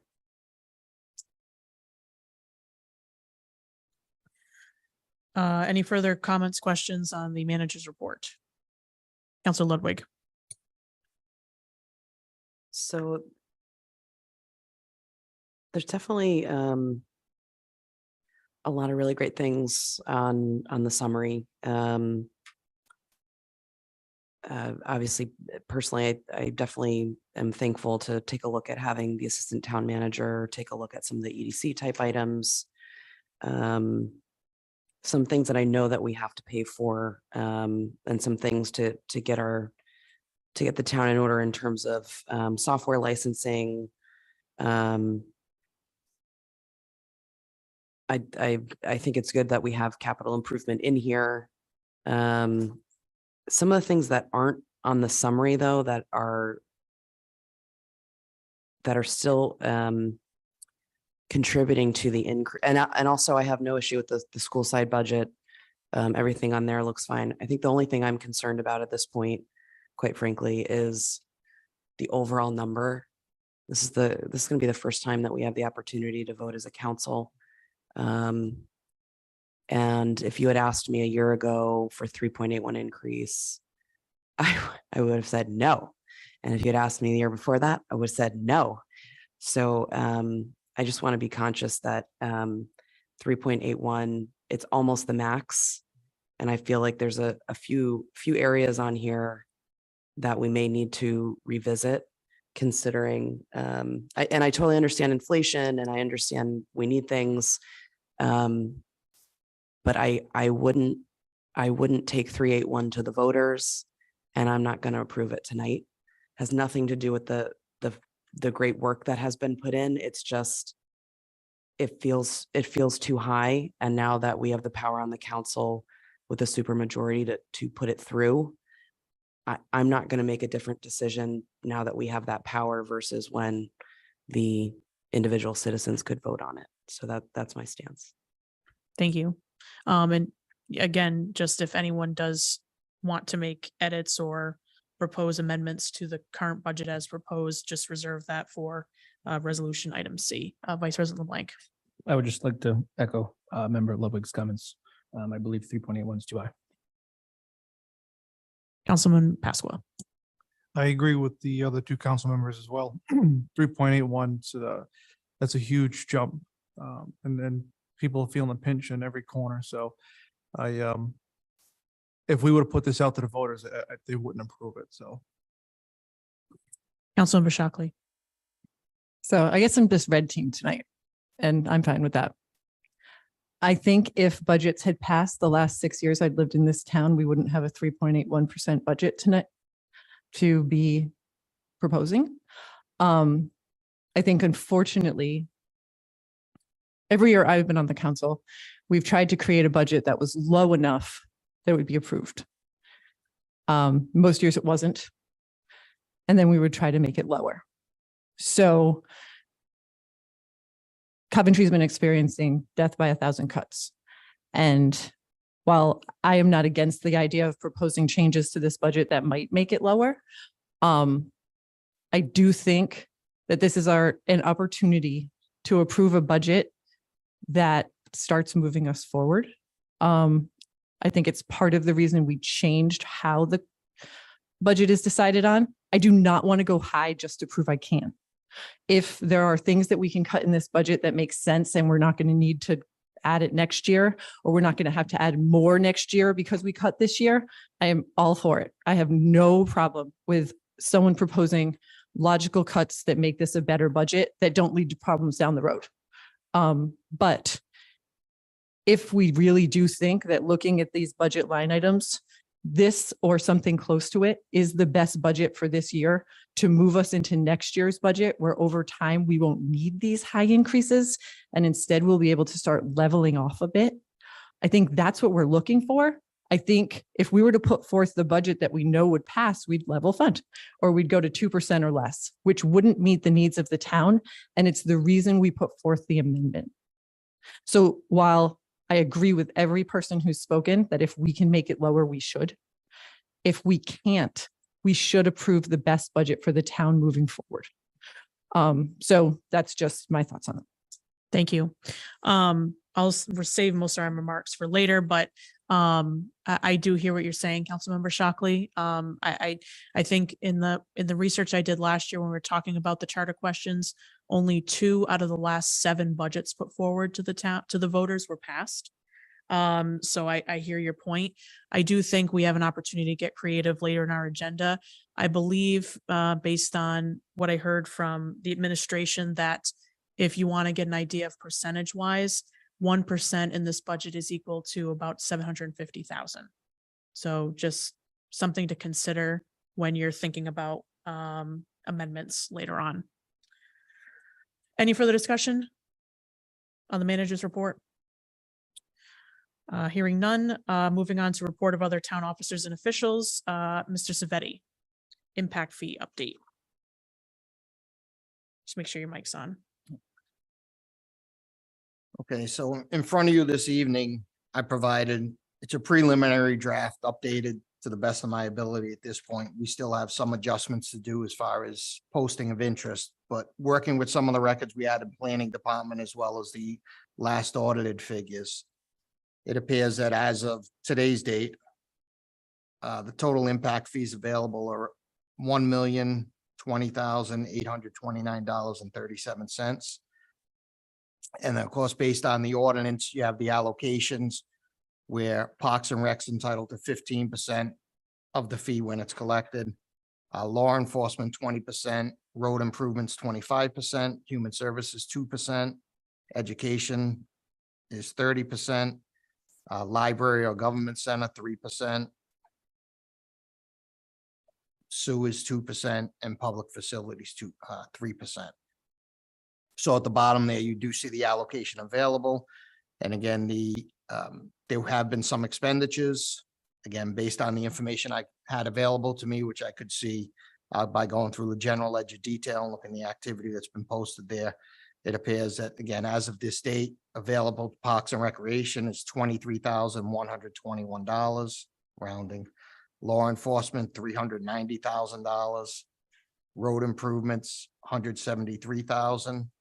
Human services, $35,000. Education, $198,000. Library or government center, $74,000. Sewers, $61,700. And public facilities, approximately $65,000. And as mentioned, you know, the interest that's been earned on that account, which is minimal for the past 2 fiscal year, has not been factored into it, but we will add that, and I'll continue to update this. And obviously, if there's additional information that becomes available, I'll get it to the council members. You'll see just over the last 2 fiscal years, the expenditures, there were expenditures spent by for road improvement and also through Parks and Recreation. I will speak to the directors of each of those departments tomorrow, make sure they agree with those numbers and what's been allocated to the impact fees. But again, based on the documentation I had available, that looks to be the proper allocation and use of those project funds. Mr. Civetti, what are you recommending for next steps in terms of making sure that these are allocated on a regular basis, knowing that these haven't been allocated in a few fiscal years? just looking at some of the documentation, it appears that the council, at least historically, the council passed, whether it's a resolution or ordinance, where the department would come forward and say how they wanted to utilize those funds. So from what I could see, we could certainly tell each department what they have available. My recommendation would be that you still get a request from each department director of how they want to utilize those funds, and that this council approve the utilization for whichever project. So is this something in future budgets? Do you write an estimated number, or do you even not even include it in the budget, or? Yeah, this is accounted for as a special revenue fund or as a capital projects fund, Mhm. so it would not be part of the budget process, in my opinion. Yep. You would keep it separate from the budget process, similar to some of the items that we're talking about utilizing ARPA funds for, or these one-time, cost. Okay. Questions from members of the council? Councilmember Shockley. Thank you for this. We've been asking, and I appreciate that you put this together for us. The percentages that each department gets, how are those determined? I believe that was part of the town charter or the town ordinance that allocated the funds. And am I reading it correctly that road improvement is part of it, but public works other than that is not? That's correct. Isn't that odd? Any other questions from members of the council? One, if I Yep. can, just one thing more to note. So when you look at the very top of that, you'll see two different amounts where it looks like back in 2010, the fee for impact fees was set at $7,596. And then in December of 2020, that impact fee was reduced down to $58.54. Again, I don't know, what the process was, and I couldn't find anything where the council had approved the reduction. So it may be something the council will want to look at going forward and do restore it back to where. We previously did, but was under set. extreme duress, and we would love to find out a way to get those back to where they should be based on town needs. We do have it on our timeline this summer to bring forward an impact fee analysis and make adjustments as appropriate. Any other questions, comments from members of the council? Thank you very much for pulling this together. It's been a long time we've been asking. Next on your report, we had a revaluation schedule discussion.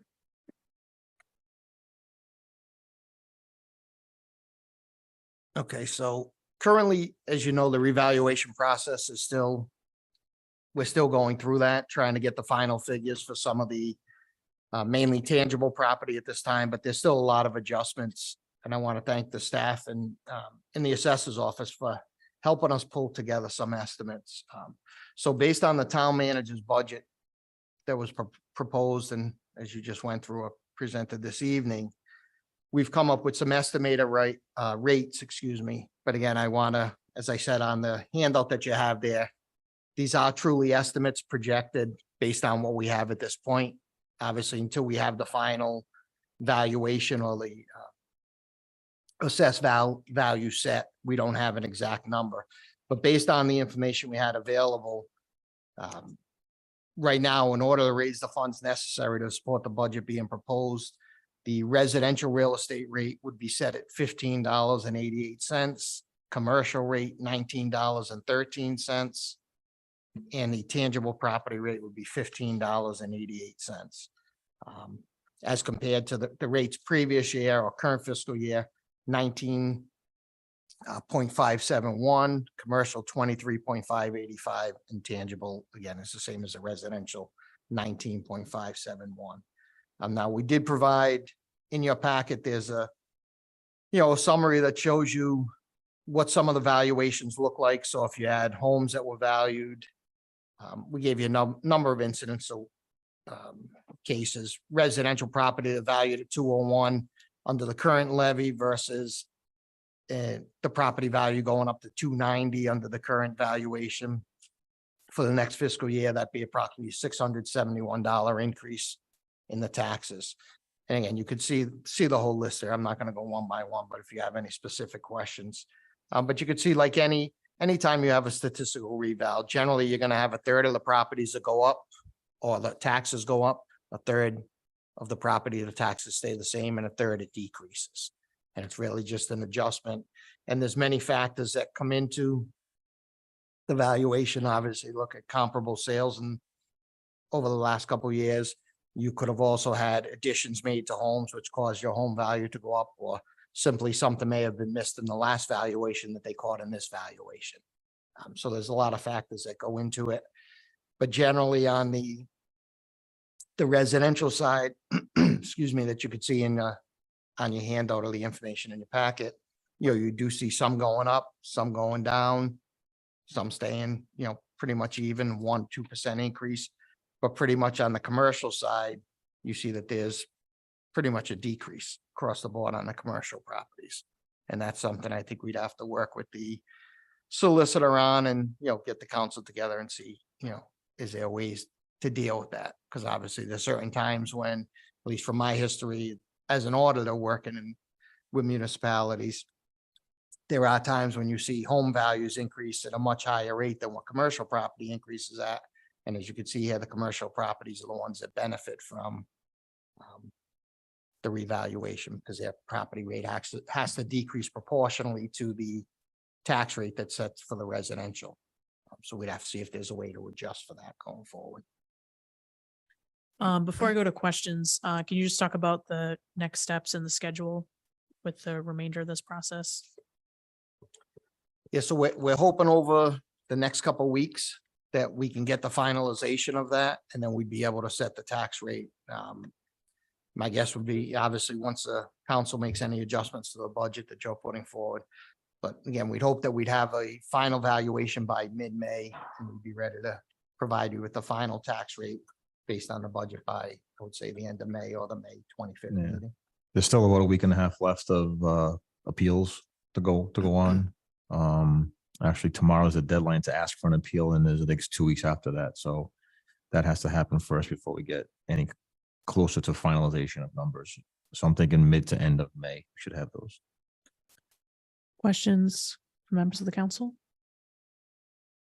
Thank you very much. Oh, Councilmember Shockley. Just to make sure I'm understanding page 121 correctly, the top category is based on the new budget, the proposed budget, I should say. So when you look at this 78,904 collected and a $15.88 residential rate, this is an estimate based on the 3.81% increase. I just wanted to make sure. Thank you. That's correct. Yep. Any other questions? Moving on to Mr. Robillard, Director of Human Services, who has a presentation on a partnership with RIPTA for transport vans. This is pages 124 to 133 in your packets. I think this goes hand in hand with saving money. My staff and I met with RIPTA representatives, Mr. Dadekian, the director, and his ancillary staff in regards to a partnership with payment towards vans because there's some federal funds available around rural transportation. Bus routes, when you're, in a city, you actually have access to bus routes out here in Coventry and Western, and half of Coventry doesn't really have the access that they need. So we met with them, and we also met with their purchasing to go over a partnership where they would be able to assist an 80% payment towards vehicles for if you're transporting folks within the town. So I just wanted to go, I got a PowerPoint presentation I'd like to go over with you folks. I know that you've seen it, but I definitely want to make sure that the public has knowledge of what we've been doing. It's probably about 3 months in the works to get this to happen. So next slide, please. So the opportunity to purchase vans, I just talked about that. Mobility is critical for all Rhode Islanders. RIPTA was able to get Section 5311 funds from the federal government all around transportation for rural areas, like I had just said. And the municipalities are expected to operate the vehicles in a manner that meets all requirements related to the funding source. That means you're transporting folks to access their community where they're normally not able to do that. We presently do that every day at our center. And I'll talk a little bit more about that. Next slide, please. So the partnership, we can apply those funds to purchase a van. The town would be responsible for 20% of the vehicle price. We would be responsible for paying operating expenses, including driver's salary, insurance, gas, and maintenance, which we presently have the infrastructure in place to do that. We have two part-time drivers presently that transport our seniors to shopping here in town, to our center, and to services to access local businesses. As with any purchase for a vehicle, it takes forever to get them. 12 to 18 months would be the timeline for us to pay the 20% and receive the van. We presently run 4 vans. If you can go to the next slide, perfect. Thank you. Our vans are aging. I mean, we drive people every single day in our community, and we want to do it safely. We have put an inordinate amount of repairs to make sure these vans are safe, and they're aging. You know, if we look at our 2009 wheelchair van, is 170,000 miles as of last week. It's changed since then, obviously. But the thing with the vans, if you project their usage out for another 12 to 18 months, we would not be able to utilize the van. The exorbitant amount of mileage, and we're just driving locally at this point too. A couple of years ago, we were able to utilize a grant that I received from the Office of Healthy Aging, and also money that happened, we were able to get from insurance from an accident, and we were able to purchase that van, which already has 20,000 miles on it. I actually met with, had a conversation with the folks where we purchased it for $44,000 a couple of years ago, and right now that van is booked at $63,000 because of the availability and the increase in cost. So we presently have 4 vans that are on the road. The other one's a 2009 that's got 166,000. I think we replaced every single part of that van, it seems like, over time. Next slide, please. And then our 2016 van has got about 150,000 on it. So as we go forward in time, 18 months from now, these vans are, their life expectancy is not much longer. And we transport precious cargo. We're not like moving widgets. We have people that are in high need to get to where they need to go. So like I said, we're operating Monday through Friday. We transport elderly and disabled individuals to our center, activities, nutritional programs, socialization, out to access their community. We also have 2 shopping runs that go out each week from some of our subsidized housing to get folks to their basic needs and make sure that they're able to get those met. And with a thought of expansion into the western end of town to provide services for, we do some transportation, but we would like to do some access from the western end of town into the eastern end where our businesses are, so folks have access and aren't so isolated. A lot of the work that we do with our social workers is to connect folks to services. One of the services, at this point, the state has just renewed a contract with MTM, and that is a company that had an accident with a subcontractor that one of our elders in town lost their life as a result of. So one of the things we really try to do is look at safety and respectful services. Next slide, please. So we're seeking a 10-2 configuration, which is, I don't know if folks have seen the vans, but there'll be a picture coming up. Actually, you can skip this one. The 10-2 configuration means that 10 seats and then 2 wheelchairs. This is a wheelchair lift on each one of these vans. And we'll be able to transport some of our most medically needy folks to services. We met with, at RIPTA, we went through the garage and actually viewed all these vehicles. And the specs that I put forward when I put my initial proposal actually meet the criteria for this. The 80% of the van would be paid for, 20% would be the responsibility. Actually, the picture that's up there right now, Pawtucket Senior Center received funding from a different source because they're not rural, as you know. But they were able to purchase this van, and it's the exact configuration that we'd be looking at for Coventry. The next slide, please. So this is a schematic of it, except for there's 2 extra seats.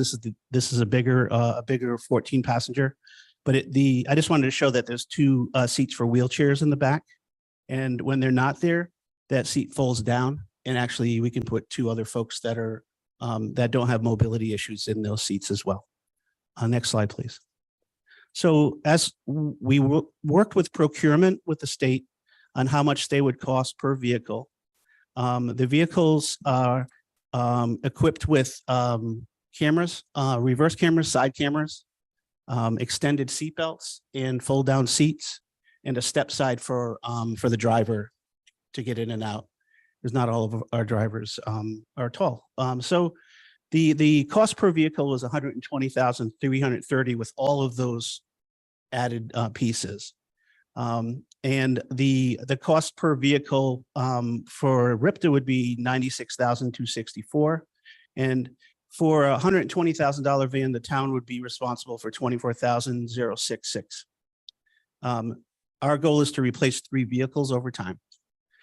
We are looking to, and now that I heard there's impact fees, I'll be back to ask for that. Because I think that this is the right way to go with a brand new vehicle, brand new safety standards, and the shelf life of these vehicles, from everything I've been told by RIPTA staff, are more extensive than a regular, just run-of-the-mill van that you can get.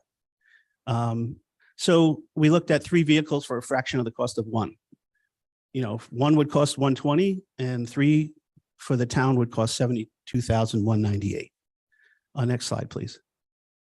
So this is kind of what the interior of the van looks like. And I just wanted to kind of show those pictures so you can see what you're getting for the $24,000.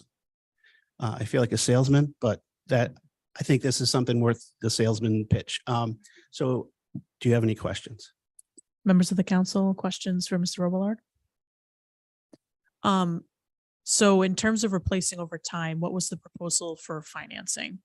Well, the goal was to either 2 things. I just found out, I actually met with Joel Kantner, who is the contact at RIPTA. And I just found out that there'll be, this opportunity will be available going forward. So it doesn't have to be a single year purchase.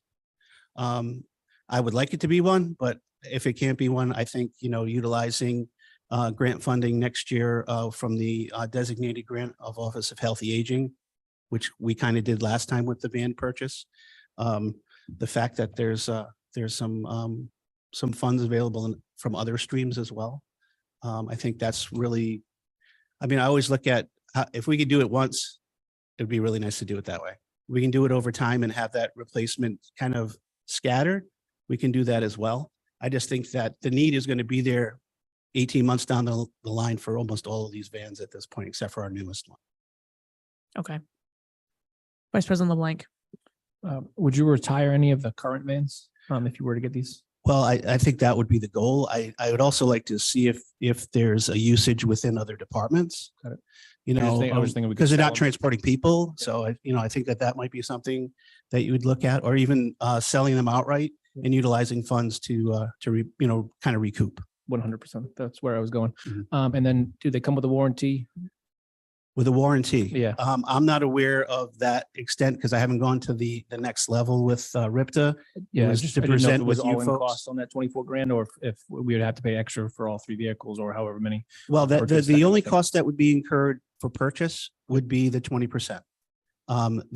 That's why we met with procurement. Those are the exact figures that I got from the contractor that got the bid for the purchase of vehicles for the state of Rhode Island. Got it. And then we already have the staff. We do. staffed. We don't have to hire anybody else. We don't have to hire anyone else. Great. Thank you very much. Further questions from members of the council? So it sounds like for next step, if the council was interested, we put a resolution forth with a fiscal note or for options to either do one at a time or to do the whole bunch in one bite. Yes, and I think because of the time frame, we should try to get it done as soon as possible. We're gonna wait 12 to 18 months for it to come in, so we should probably. Any confident Mr. comments from Robillard members can of the find someone. council in terms of, Council Ludwig? So could we do a combo here? Could we approve all three possibly through three expenditures through ARPA? And then use the money when you sell off the vehicles to your suggestion and build that into the budget, and that way that money kind of exists for the future? Is that something we can explore? I think there's many ways to do this. So I think the conversation is great because there is, the need is there. It's just a matter of how we address it. That's the way I look at it. So, All right, we will aim to get this on the May 9th agenda, thank you. a resolution. Appreciate you. Any other comments, questions? All right, thank you very much. Thank you. Moving on to resolutions, item A, resolution 2023-26 to support Senate Bill S-113 and House Bill H-5390 to require the state to maintain sidewalks along state highways. You have this resolution on page 134 of your packet. We did pass pretty much the same thing last year, just another drumbeat of advocacy. I won't read the whole resolution. Do I hear a motion to approve the resolution? I'll make a motion. I'll second it. Motion by Councilmember Shockley, second by Vice President LeBlanc. Just for those watching at home, this resolution basically states, listen, state, you already have to pay to maintain state roads. Please maintain the sidewalks that run alongside them and as well. Right now, any sidewalks on state roads have to be maintained by the municipality. So, any discussion? Hearing none, clerk, please take the roll. Councilmember Pasqua, Yes. Councilmember Ludwig, Yes. Councilmember Shockley. Yes. Vice President LeBlanc. Yes. President Lima. Yes. Motion passes. Madam Clerk, can you please remit this to the Coventry General Assembly delegation, asking them to urge passage? Thank you. Moving on to resolution B, 2023-27 to approve conservation of the Coventry Bicentennial Map, page 135 of your packet. Whereas in the town of Coventry values its rich history, and in 1941, an artist painted a 54-inch by 90-inch oil on canvas map of the town to celebrate its history.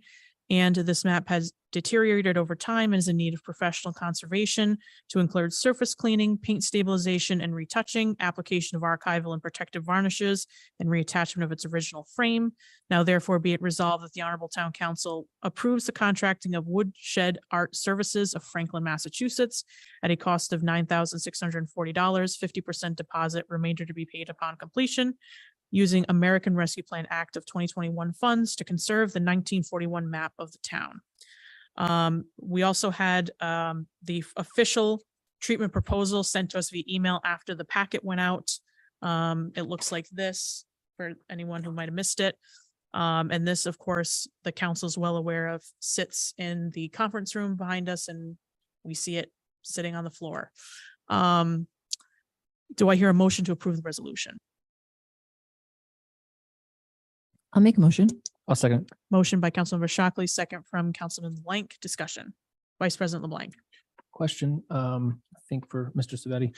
What do we have left in the contingency fund for this fiscal year? Do we have enough funds to pay out of that rather than ARPA? Let me double check that and get back to you. I don't know the exact figure that's in there, but really depends what's being. I wouldn't want to hold it. That's all. Okay. I just wanted to ask the question. Thanks.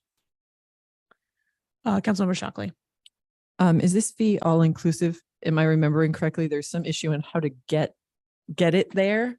Yeah, there was an issue. Norma Smith was saying this is the company they were working with, and they just could never get over the finish line with staff to have a town van or vehicle that was big enough to take this up to Franklin. So this is something that's been in the works. We're just trying to get it over the finish line. But this includes whatever town van will bring it, or however it's going to get there. They're Because gonna- I they're thought gonna that pick was it our up. issue. They're gonna pick it up, that change, they're gonna pick it up. from us. Included in this cost. Yes. Okay, I just wanted to make sure, like I said, that's kind of what stuck out in my Yeah. memory. The only thing that we haven't accounted for is then we're thinking of putting it here when it's all done. I guess it was inset at the old police station, so I don't know what type of work it would take to inset it here. That's a separate expense down the road once it is completed, so that'll be a separate conversation. When you say inset, you're talking like carved into the wall? No, I think they had the frame was built in at the old police station, or old town hall, and it was kind of inset. I mean, I'm sure you could hang it as well. It is very heavy. Mm. We need some professional expertise to say the best way to hang it after we restore it. But again, that's future discussion. I don't know how that would happen. Further discussion from members of the council? Hearing none, clerk, please take the roll. Councilmember Pasqua, Yes. Councilmember Ludwig, Yes. Councilmember Shockley, Yes. Vice President LeBlanc, Yes. President Lima. Yes. Motion passes. Moving on to item C, resolution 2023-28, provisional adoption of FY 24 budget. Resolution is on page 136 of your packet. A new one was placed on the dais before you that has corrections. There were some typos. Yes, if I may, the contingency line item was missing a 0. So I just corrected that. We'll take a motion in a second first before we accept that. Do I hear a motion to approve the resolution? I'll make a motion.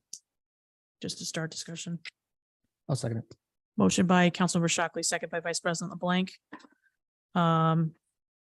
We have an amendment from the town manager just to add a 0 there on the 500,000 for the 6th bullet down. If there's no objections, we'll accept that as friendly. Discussion from members of the council. Vice President LeBlanc. I have a couple suggested changes. I'll start with the first one to see what the council's thought is. In Department 710, police motor vehicles is a new line item. It was 0 last year. It's 146,462. Per my discussion with the town manager, this 146,000 is the purchase of 2 vehicles for the police department. My recommendation or my motion would be to reduce the budget by 146,462. That would offset some of the 3.81 increase. And then I would make another motion that we add it to the listing of one-time expenses for ARPA. You make a formal motion? Make a motion. Motion from Vice President LeBlanc to reduce the police budget by $146,462 and replace it with ARPA. Do I hear a second? I'll second it. Second by Councilmember Shockley. Discussion on the amendment. Councilmember Shockley. So I feel as if police vehicles kind of fall into that regular expenditure under the police department. So while I'm very comfortable with the idea of moving it into the ARPA funds discussion, I also would like to ask Mr. Civetti, is there some portion you think we should bake into the budget? Even though we're not using it in this year, we don't need to pay for 2 cars, but should we keep 40,000 in the budget annually and have some sort of fund so that we are kind of baking into the budget these necessary expenditures on a regular basis? Yeah, again, during the meetings with the departments and with the chief, the intent was to try to budget 2 vehicles so that they had that replacement every year. I think chief, looking at the aging fleet that he has, he felt a requirement that he should be purchasing 2 vehicles on an annual basis, which is why we put the 146 in there. So obviously, if you're not going to keep the 146 in there, any amount putting in there and at least transferring to a capital budget for future years, like capital projects or something, would go a long way. But again, the intent was so that we had 2 vehicles being purchased on an annual basis. So I would like to hear more on other people's opinions, just because while it's for 2 specific vehicles, perhaps it's still something that's going to be a regular budget item as opposed to those one-time expenses that I think we're really trying to use our ARPA funds for. Further discussion from members of the council? Councilman Pasqua? I actually tend to agree with Councilmember Shockley on this. It's a regularly.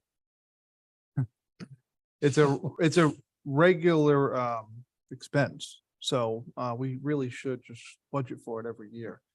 I'm not sure this is a one-time expense that would really meet the criteria with for ARPA. Vice President LeBlanc. So I guess what I'll do is I'll hold off on my suggestions for now. And I would like to, because I think you agreed that 3.81 was too high. And I think Member Ludwig did as well. So I'll hold off on my recommendations. I would love to hear what they recommend. I did have a comment myself. I do think that going from not budgeting for this at all to 146,000 is a big step. I don't know if the council will be amenable to dialing it back to one vehicle and then using ARPA to scale up that line item. So if someone wanted to make an amendment to the amendment to cut this in half, that's, you can amend an amendment. No, but we're in the conversation, so you could make a motion right now if you wanted to. But that's just me. I think, to me, in my view, when I was looking at ways to make this a more manageable increase, I was looking at ways we could use ARPA to ramp up fully funding line items that we haven't been able to fund due to the way that we passed budgets previously. Councilman Pasqua. That's kind of what I was thinking, actually. I think a happy medium here would be half ARPA if we did this and put 50% of this into the budget. At least so we're preparing for this inevitable expense that's going to happen every year. Further discussion from members of the council? Councilmember Shockley. I would just like to say to Vice President Blank, I'm interested in hearing every suggestion that you have. Like, I don't feel you need to wait your turn in any way, shape, or form, because if you have, let's throw it all against the wall, see what sticks.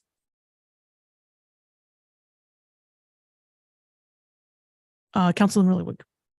Councilor Ludwig. Thank you. So there's some other areas that we haven't really talked about. I'll talk about the elephant in the room. The legal budget went up by. We have to stick to just his amendment. That's all. We're talking the discussions on his Oh, amendment. I'm sorry. So We have to we're- stick to the, we can go back just after for we, the police budget. yeah, as just this amendment. Once we get out of this, then we can talk about the rest of the budget. So, okay, so I would be happy to answer Councilor Banks' question next. I would like to amend the amendment to instead excluding from the budget $73,000, changing the budget line item to $73,262. We have a motion to amend the amendment by Councilmember Shockley. Oh, second. Second by Vice President Blank. Any discussion? Hearing none, clerk, please take the roll. Councilmember Pasqua, Yes. Councilmember Ludwig, Yes. Councilmember Shockley, Yes. Vice President LeBlanc, Yes. President Lima, Yes. motion passes. Mr. Civetti, what does the quick math show that does for the police budget, just so we're all aware?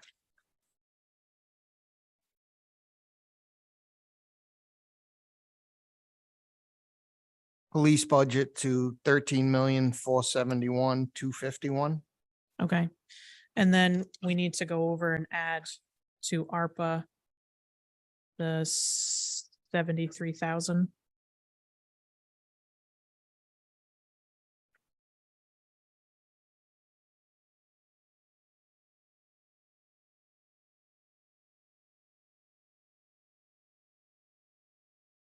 Which would bring the ARPA piece to 451,547. We're now back to the main resolution, Councilor Ludwig. I'll start again. So again, I'll just call the elephant in the room. The legal fees bucket here there's a suggestion to increase this from 416,000 and change to basically 119,000 and change increase, so 28%. But I think we've asked a couple times, and I know time is always our enemy, but I haven't actually seen a budget for the group that has been appointed and or selected through the solicitor's office. So I know a majority of this council is approved these contracts. I was not one of them. But I don't understand how we can increase that budget by almost $120,000 and not have seen kind of the surrounding information why. So if there's a chance to say, do something similar where we say we approve a certain amount in the budget and do some for ARPA and say, if we need this money because we're kind of doing projections right now, I'd be open to something like that. I'm not familiar, and I don't think we've talked about it unless I was out 2 weeks ago about the number. So maybe maybe there's something there that we can look at. If I'm Manager Parrillo. sure, if I may, that's how the legal expenses are tracking right now for the year. I believe when Solicitor Angel came in, his budget was 67 to 70% spent when he first came in. So, and as we proceed through all of these different litigations that we have numerous executive sessions on, I think that number is accurate to what the cost is going to be this year and going forward. So that's how that number was come up with. That's how I came up with that number. And historical knowledge from past years and past bills that we've did some research on. So that's where we feel is the actual number for legal services for the town.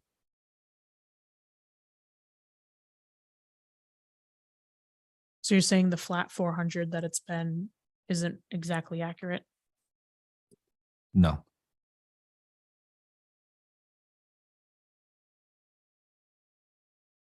Councilor Ludwig, any further comments, discussion, questions? I don't think any motion I make on this is going to get support. So I'll let someone else go. Councilmember Shockley. I have questions on just the same budget page. What does 23 budget book mean about fiscal year 21?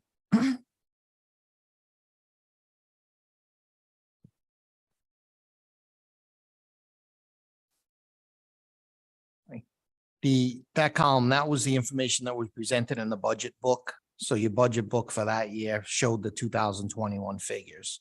So that's the actual numbers.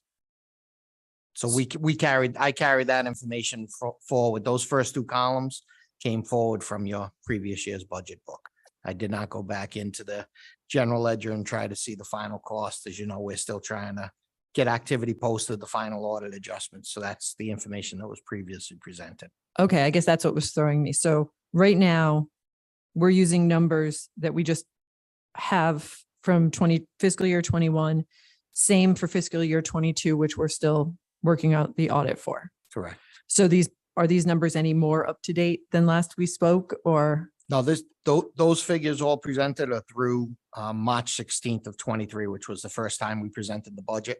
I have not updated those columns going forward. We're presenting the same budget and information in I those guess, columns. Okay, so we still don't know for fiscal year 22, we're still researching what our legal expenses were. The final cost. Again, we're hoping to commence the audit in mid-May as we had previously planned. So hopefully over the next month or so, we'd be able to have, figures that we could share with you that would be unaudited, but hopefully the final figures for fiscal 22 and then updated figures for 23 year to date.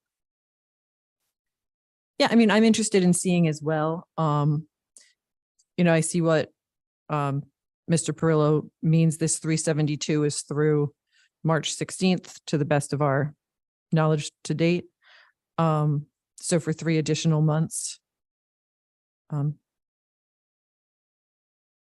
I can see why Ms. Ledwig would question this item just because it has remained relatively consistent for so many years.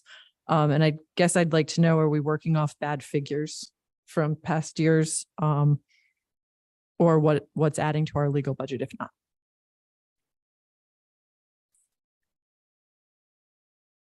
I don't have the documentation that you're looking for. I think that's kind of the answer I have for you. I don't have exactly what's causing the increase.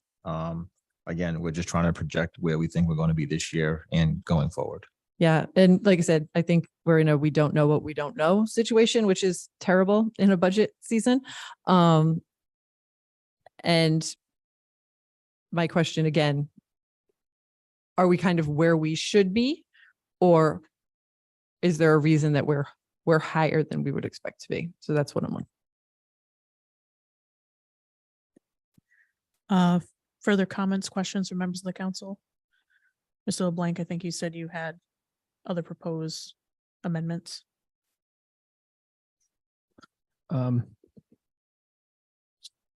For the school department, I know we talked about school curriculum. I think the cost was about 160,000. So again, not sure what the council would like to do here, but I know Mr. Parrillo increased their budget by 500,000. My motion would be, or I'll make the motion to reduce the schools 500,000 by 160, but add that 160 to ARPA. We have a motion from Vice President LeBlanc for ARPA funds to pay for the curriculum expense in the school department budget. Do I hear a second?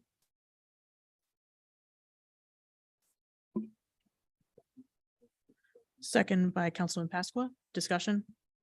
Councilman Pasqua. Can I just get some clarity on exactly what, what that curriculum expense is and why it would qualify for ARPA? Similar to your conversation about police vehicles, recurring expenses, with the new legislation requiring updated curriculum across a variety of content areas, we were looking at what we spent last year, this year, and projecting what we'd be spending next year and the year after that. So we were building into our budget an estimated cost for the purchase of high quality curriculum materials. In addition to that, the professional development that goes along with that. So we put $160,000 into our budget as a placeholder, not with the intent to spend it. This year is science. Last year was ELA and math, and the year before that was ELA and math. I will also say in part of our cuts that we made to get to where we needed to do, we took that $160,000 and kind of put it as an a request for the ARPA funds as included in what we did. So the $500,000 is sort of like our bare minimum. The way we built our budget, we kind of built the 160 into how we got down to $1.1 million was part of that. Because one of our conversations at leadership is what kinds of things could be built into that those funds. So we talked about curriculum, we talked about a vehicle, and we talked about furniture and equipment. So we lowered our budget to get to where we needed to be, assuming and hoping that we would come before you and ask you for those things because they're one-time purchases to be purchased using those funds. If the intent is to now lower our funding by all those amounts, that kind of works against what we built, the premise we built our budget on. We've eliminated a number of positions, and going back and now lowering it again is near impossible at this point. Vice President LeBlanc. So first, I was still going to, well, with the motion, if it was to pass, it would still get funded at the end of the day. So it's not a reduction because you're still getting the ARPA funds.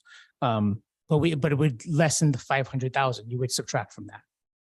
Correct, but then it would be funded by ARPA. You're still getting the funds at the end of the day. I get that. We calculated it as 500 sitting here that we would get. In addition, we would get this money funded through ARPA funds to pay for those things. So that's my second concern, because that didn't make it to our ARPA one-time listing that we were provided. Mhm. So what other items do you have on the school ARPA? Yeah, we talked about requests? three things. We talked about, and if the school, if the council doesn't want to go in this direction, then we'll have to, find a way to pivot. But, I do not want to see that $500,000 go down because we have cut everywhere we possibly can to try to work with the town and stay within our means. But the three things we talked about was the curriculum materials. It was a van that the school committee had already approved out of ESSER, that the town said that if they purchased the van, that would free up ESSER money, that we could potentially put one of those positions into ESSER, one of the positions that we were cutting, And then the third thing was very low number. It was about $40,000 in furniture, I had 50. 50,000, between 40 and $50,000. So wouldn't we have to add those things? Yeah, we technically have to approve those as a council. So I know there was conversation about that at the joint Mhm. leadership level, but we haven't had those added to our own calculation. So you're saying that what you put forward to the town assumed that we would give those? The assumptions that we built in was those three things I just listed. Impact fees, housing aid for money that we have used from our school department to purchase things that are that we qualify for housing aid, as ways to back fund our reduction. Because we went from a 3.39% request, which was $1 million plus, to a 1%, which is $500,000. So the way we made that up is by eliminating a number of positions, consolidating positions, and then what I just explained with those three things. If the intent was to now reduce the $500,000 by reducing what we get by the curriculum and then by the van and then by $50,000 in furniture, that's going to leave us with less money in what the local appropriation is. But more with state aid though. Right, but as I said How earlier. much more can you just confirm for the public how much more in state aid you're getting this year? Yep. So in the very beginning, I was rushing in, so I was a little bit out of breath. So state aid was a I have it in my notes over there, like a 4.16% increase, which is a $1.1 million increase. So we built that into our budget. I know that in the original conversation, you had talked about 2 million, but what had happened was last year, there was an approved budget and then $900,000 was added to that budget by the state. What the school department did is it was right after Uvalde, we took that $900,000 and invested it in doors and we invested it in cameras to improve security in our district. And that $900,000 is where we're looking to hopefully get the housing aid that comes back with that to help support the maintenance requirement for next year. So I guess my only question is, if we approve this budget as is, we don't touch the school, but state aid comes in with $500,000 more. Would you come in front of the council and let us know that you guys got that additional funding? And then I'm just not sure legally how that even works, because we have a approved town council approved budget, but then state aid came in last year, $904,000 more. That the town had no say in how you spent it. And I'm not even sure we would, to be honest. I don't know if Solicitor Angel knows or Mr. Civetti. It could go in either direction, right? Like last year, we happened to get more. Yeah, In it other was years, $1 we've million gotten more less. though. It was $1 million more, and it wasn't really technically approved by the council on that spending that you did with that 904. Yep. So it's just I just don't know legally. We build our state Say aid is on it. around, this is where our timeline and the state's timeline don't always match up nicely. Understood. So we built our state aid number based on what the governor put out as his proposed educational financing. And then RIDE said, this is what each community is going to get. So that's the only number we have. So that's the number we use.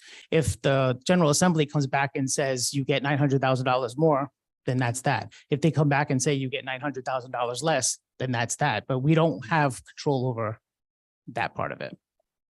Understood. Again, it's money that isn't ratified by the council, I guess, at the end of the day. And I just didn't know proper protocol. I was just curious. And the reason why I brought it up in the beginning is because even though the percent increase from what you were approved last year was that 8% increase, I'm not debating that. I'm just saying that increase, that $900,000 lived in fiscal year 23. It does not live in fiscal year 24. What lives in fiscal year 24 is the 4.1% increase, which is the $1.1 million. So. Understood. There's arguments for both sides. I mean, I only got up because I wanted to answer the question, but I also want to advocate for the schools. That's my job. That's what I get paid to do. Yep. And I think we've been good partners in the sense that when we were, a crisis was brought to the school department and the ask was, where can you make cuts? In a week's time, we came up with some pretty significant cuts that I would have a very difficult time explaining to my school department and the parents in the community that, we're going to go down even more than we already have. Just for the public's knowledge, how many positions did you cut when you were making those cuts? So I want to say that, gee, I don't have it right in front of me. I'm doing like a little tally in my head. I want to say it was like 9 positions that, FTEs, but it doesn't mean 9 people per se, because when we look at different positions, it could be a 0.2 out of one department, a 0.4 out of another department, a 0.3, it doesn't always just match up to 9 FTEs means 9 people. We cut based on different, where we can make savings. At the high school, we're looking at their schedule every single year. I think the assumption sometimes is that we just let it ride. Every single year we meet with the high school. We go department, class by class. We look at enrollment and we look what's been registered, and we decide what stays open and what closes. And if something closes, that becomes one of those 0.2 FTE cuts. The other thing we're looking to do, but we can't make a firm prediction about this, is that one of the other assumptions we're hoping for, besides those 8 or 9 positions or the 8 or 9 FTEs, is we're also looking at some retirements where we have people leaving the district who are at top step, who are also pulling top benefit and hoping to replace them with lower step people, which creates a little bit of a gap between your top step people and who you bring in. I just can't make a prediction that I'm hoping that happens, but if it's a math science position, if it's a high need position, sometimes you don't get a low step person because the availability of staff is low. We're all fighting for the same people right now. Thank you. Appreciate Hopefully it. that actually answers your question. So the motion and second on the floor was for the amendment to fund the curriculum line item in the school department budget with 160,000 in ARPA funds. So discussion is on that item. Councilmember Shockley. It sounds as if, I'm really happy to hear that the superintendent and the town manager and the finance director are getting together and having good conversations and really starting kind of an emotional move forward for the town, I think. There's been a lot of just tension. And so kind of uniting that group of people in making a budget where, the town manager came to the superintendent with where he thought we needed to be to get a budget. And the superintendent took that information and altered his budget accordingly. So I do want to respect that and kind of how they came to the same place. I also fear that maybe during those conversations, some ARPA funds got spent that maybe we have to start seeing as a council. And as we're going through these discussions tonight, I feel we almost need a new ARPA list, because I would like to see some roads. I would like to see some parks and rec equipment.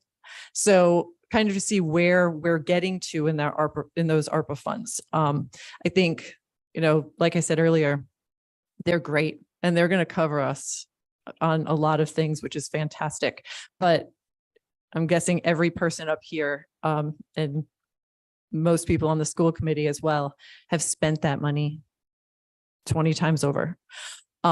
So just making sure that the town is going to be able to meet our needs as well. I'm more than happy that this department within the town, the school, is going to be able to get needs met kind of in the direction that Mr. LeBlanc is talking about. Like, we have reduced the budget for the school by 2.39%, which I think he told us earlier was the equivalent of about 175, close to $2 million, 1.75 million, somewhere in there.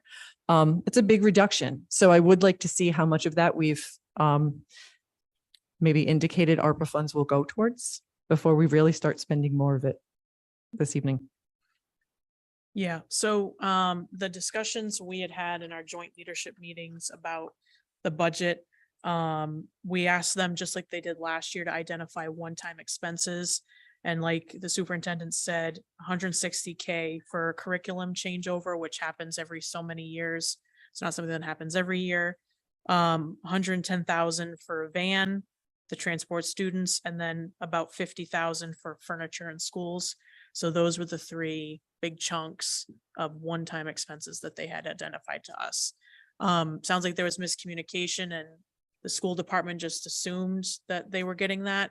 Obviously, any expenditure of ARPA funds needs to be approved by the council. So that would need to take place tonight, but those were one-time expenditures that the school did put forward in our meetings with them. So we're still on the original, the amendment, the motion from Mr. LeBlanc. Your motion was to allocate 160,000 to the curriculum line item, but I think you also mentioned a reduction as well, or no? I did. There was a reduction of the 500,000 and then of 160,000 and fund it through ARPA. That was the original motion.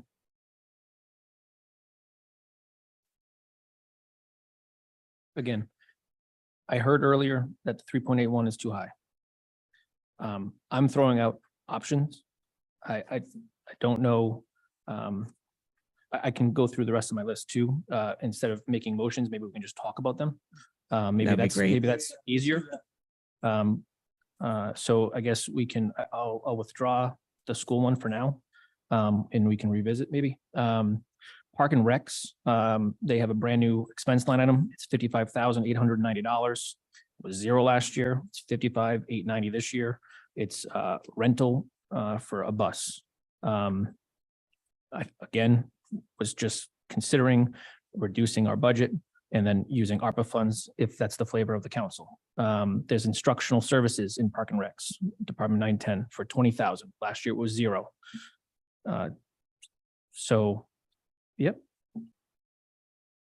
Sure. Of course.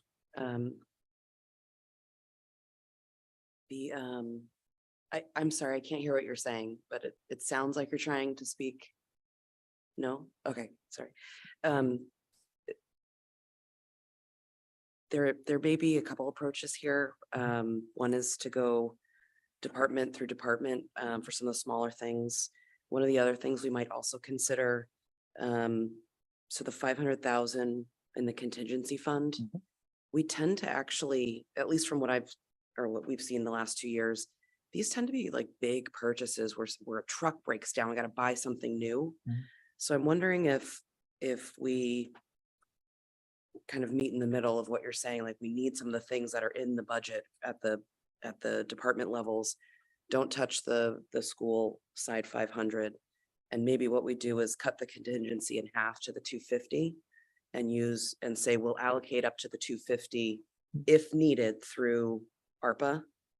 And then we can kind of figure out, do we use the 250 through the budget first, and then everything else for the fiscal year, because again, it's contingency. Then on case-by-case basis that things come up for the rest of the year, we have that if needed through ARPA, but we may not need it. And then we don't have to nickel and dime the 20K here, the 20K there. If you're going to make changes to the budget, you actually have to go department by department, line by line. Well, so, But yeah, understood. It's a department. It was on my list. Yeah, so I would be in favor of taking a big chunk out of contingency and earmarking up to the 250, but every item comes through the council for us to approve, and they use the budget first towards contingency items. Taking it from that line item. So before we just go down every department of possible suggestions, I just wanted to see if we have any consensus on a chunk. Mr. Civetti, I think wanted to say something. Yeah, so if I may, the contingency line item, the reason you see 500,000, keep in mind, we have a police contract that expired last June. And we have a local 94 contract that expired in December. So that we have not budgeted any raises related to those contracts. So the anticipated funding for that is what we put in contingency. So we would have to actually have my belief is we probably have a retro raise that we'd have to cover for the current fiscal year, as well as 6 months for the current fiscal year, plus whatever raise is granted in that contract. So that's what the 500,000 is made out to be, or put into the budget for. And just for clarification, I had a call with the manager and Mr. Civetti, and I had thrown out the contingency. My recommendation was to cut it by 100 because I knew that some of the contract stuff was in there. So I didn't want to go 50%, but we have to come up with at least $750,000 of expenses to get this down to around like a 3%. If that's, I don't know what the council wants, but That was my We next need about question. 700 to 700. Is there a number we're looking for here? Yes. And it's 3%. Oh, no. For me, Uh-huh. yes, but I don't know for the council. Yeah, So to I was get trying it to- down to around the 299 range, you're looking at about 720,000 in cuts. Further discussion from members of the council? Councilor Ludwig. I think under 3 feels too low. I wouldn't be looking to cut that much from this budget. To your earlier point, Counselor Shockley, I think there's a lot of things in here that are going to benefit a lot of people that they've been asking for year after year after year. So I think on my side, the 73, that the amendment we already put forward, so reducing this budget by that 73, and hopefully, I don't know, a few $100,000 from contingency and figuring out, earmarking the rest to use, whether that's on that or vehicles or whatever it's needed for. I'd be open to that, but I don't have a magic number, but under 3 feels extremely low because we're gonna have to cut almost $1 million out of everything we've just done. So that feels too low to me personally.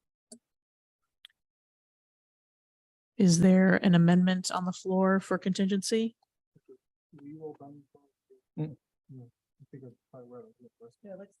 So instead of going line by line, I guess I can go department by department. So park and recs in total, I had $110,000, and it was the rental for the bus, the instructional services, the rental equipment, and recreation equipment. And many of those were 0 last year. And You didn't get to the last two. Can you just say the amounts for the last two? sure, rental equipment line item was $800 last year in the approved budget, and it's 19,600 this year. Recreation equipment was 0 last year, and it's 15,000 this year. When you sum up those 4 line items, it's $109,000. We already hit the police. I was going for 150. We went with 73.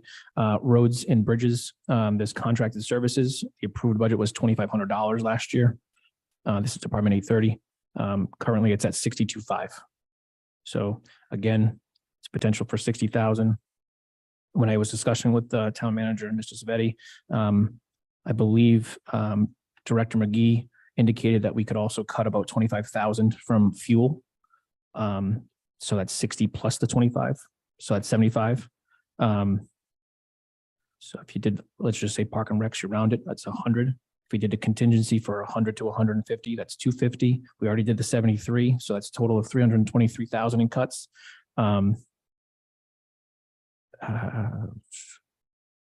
While you're on roads, Yep. I do want to address some of the comments. Myself and the town manager, the finance director have convened and they're working with Director McGee. We do have RFPs out now for paving contractors, and we're pulling together a comprehensive 10-year road paving plan. And we hope to have that on the May 23rd agenda and talk about using ARPA funds to scale up funding, some of it in the operational budget, and times when we strategically recommend going to bond over that course of that time. So I just wanted to give that update. Sorry, you can go on, Councilmember Link. No, I think member Ludwig might appreciate this. In the legal department 410, we have a line item that says legal other services. Other seems very vague. It's $236,000 sitting there. I didn't know if anybody could add a little color to what that 236 is, and if it's maybe some type of specialized legal services that maybe it's a one-time expense that maybe we could reduce this budget and use ARPA funds if the council would be interested. But there's 236,000 sitting in that other services line item. I just didn't know what that was. Nothing in particular. It wasn't for one certain thing. No, it was just a compilation of services altogether. It wasn't one particular item. Okay. If I can, in looking at the historical usage of the department, and we had discussed this, I think, in one of the workshops that we had a few weeks ago. We're going to have to tie the numbers out from years past, but you know, you've got a town of 36,000. I think the apt comparison, for example, was a town the size of Johnston at 29,000. Their annual budget is a solid 150,000 more than what we budget for, if I'm not mistaken. And they're smaller than we are. Just looking at the usage. So we're looking at actual usage over the time that I've been here. The fact that the budget that's in place for this year was spent by 70% with 6 months to go.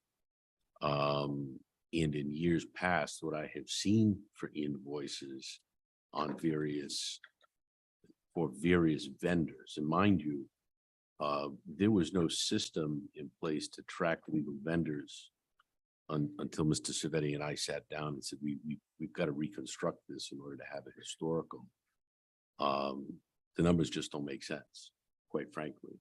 So in my reading of minutes in the past, for example, I don't know that this council was ever asked to do a fourth quarter transfer among departments to cover over expenditures. I don't see where that happened, but I could be wrong.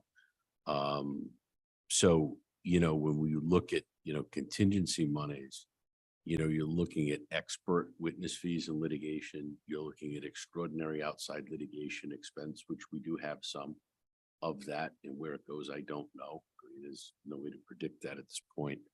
But I do think, you know, from my standpoint, I know what our usage is in planning and zoning. I don't expect that to go down based upon the amount of development that we're looking at and some of the things we have coming up with affordable housing and what we're projecting needs to be done with the code. For example, we are behind in certain areas with respect to being proactive.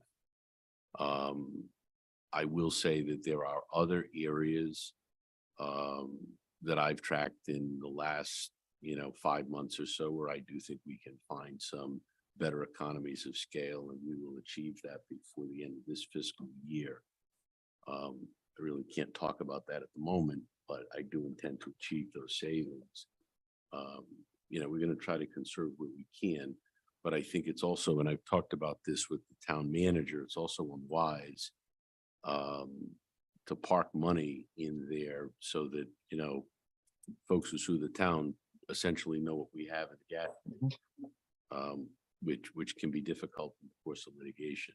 So, you know, I think once we get by this budget cycle, and certainly before the end of the fiscal year, I think Mr. Civetti and I and Mr. Parrillo will have our heads wrapped around the historical on this.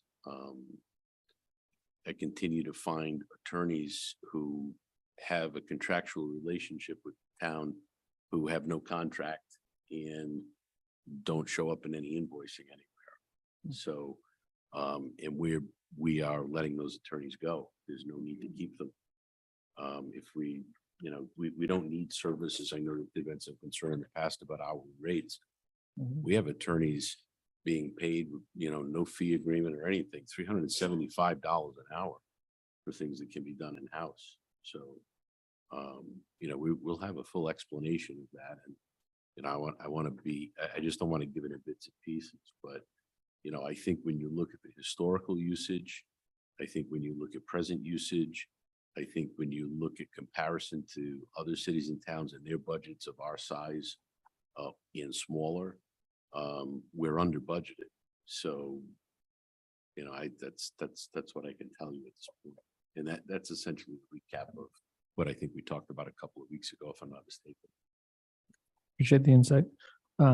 I just saw the other line, so just wanted a little clarity. Yeah, and if I may, just to follow up on that, I know that Mr. Civetti and I and Mr. Parrillo talked about streamlining the categories. There was a labor expense within the legal budget.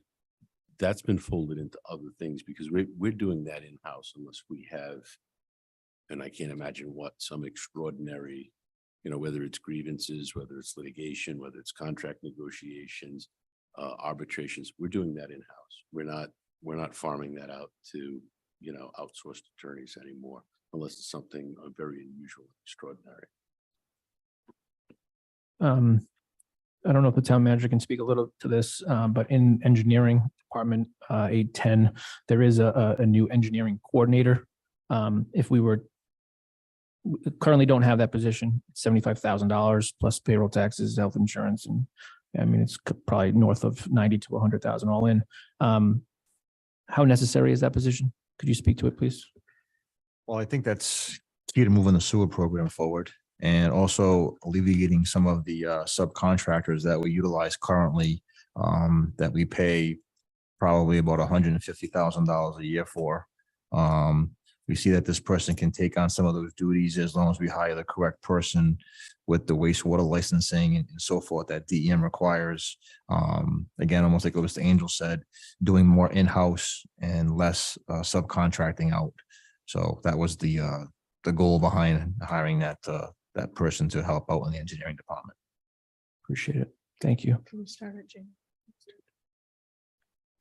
Do you mind if we go back to some that you? Sure. So with Parks and Rec, I guess what I wonder is, are these things that are moving into the budget that we used to not include in the budget? Because it sounds like something like a bus would come with fees.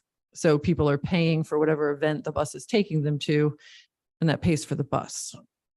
So I'm just wondering if that's something that, because those fees weren't necessarily put into the budget correctly, those expenses weren't either. So I'm just wondering that. Yes, and in speaking with the director, they felt that a lot of their fees were included in the fiscal 2023 budget, but the expenses were not. So we tried to capture those expenses as well. So that 55,000 that you see for busing is directly related to their summer camp programs and special events for which they have some revenue that we budgeted, and that revenue offsets this expense. So they paid for it in previous years. It just didn't go into the budget correctly. That's my understanding, correct? Okay. And the 60,000 with Public Works, did you say that it went from 2,500 to 62,000? I did. So what's that expense? Yeah, so speaking with, again, with the director, he indicated that that line item was cut from his previous year budget, where that's for the striping of the various roads. He'd like to be able to get back out and redo some of the striping on the roads that's needs to be done.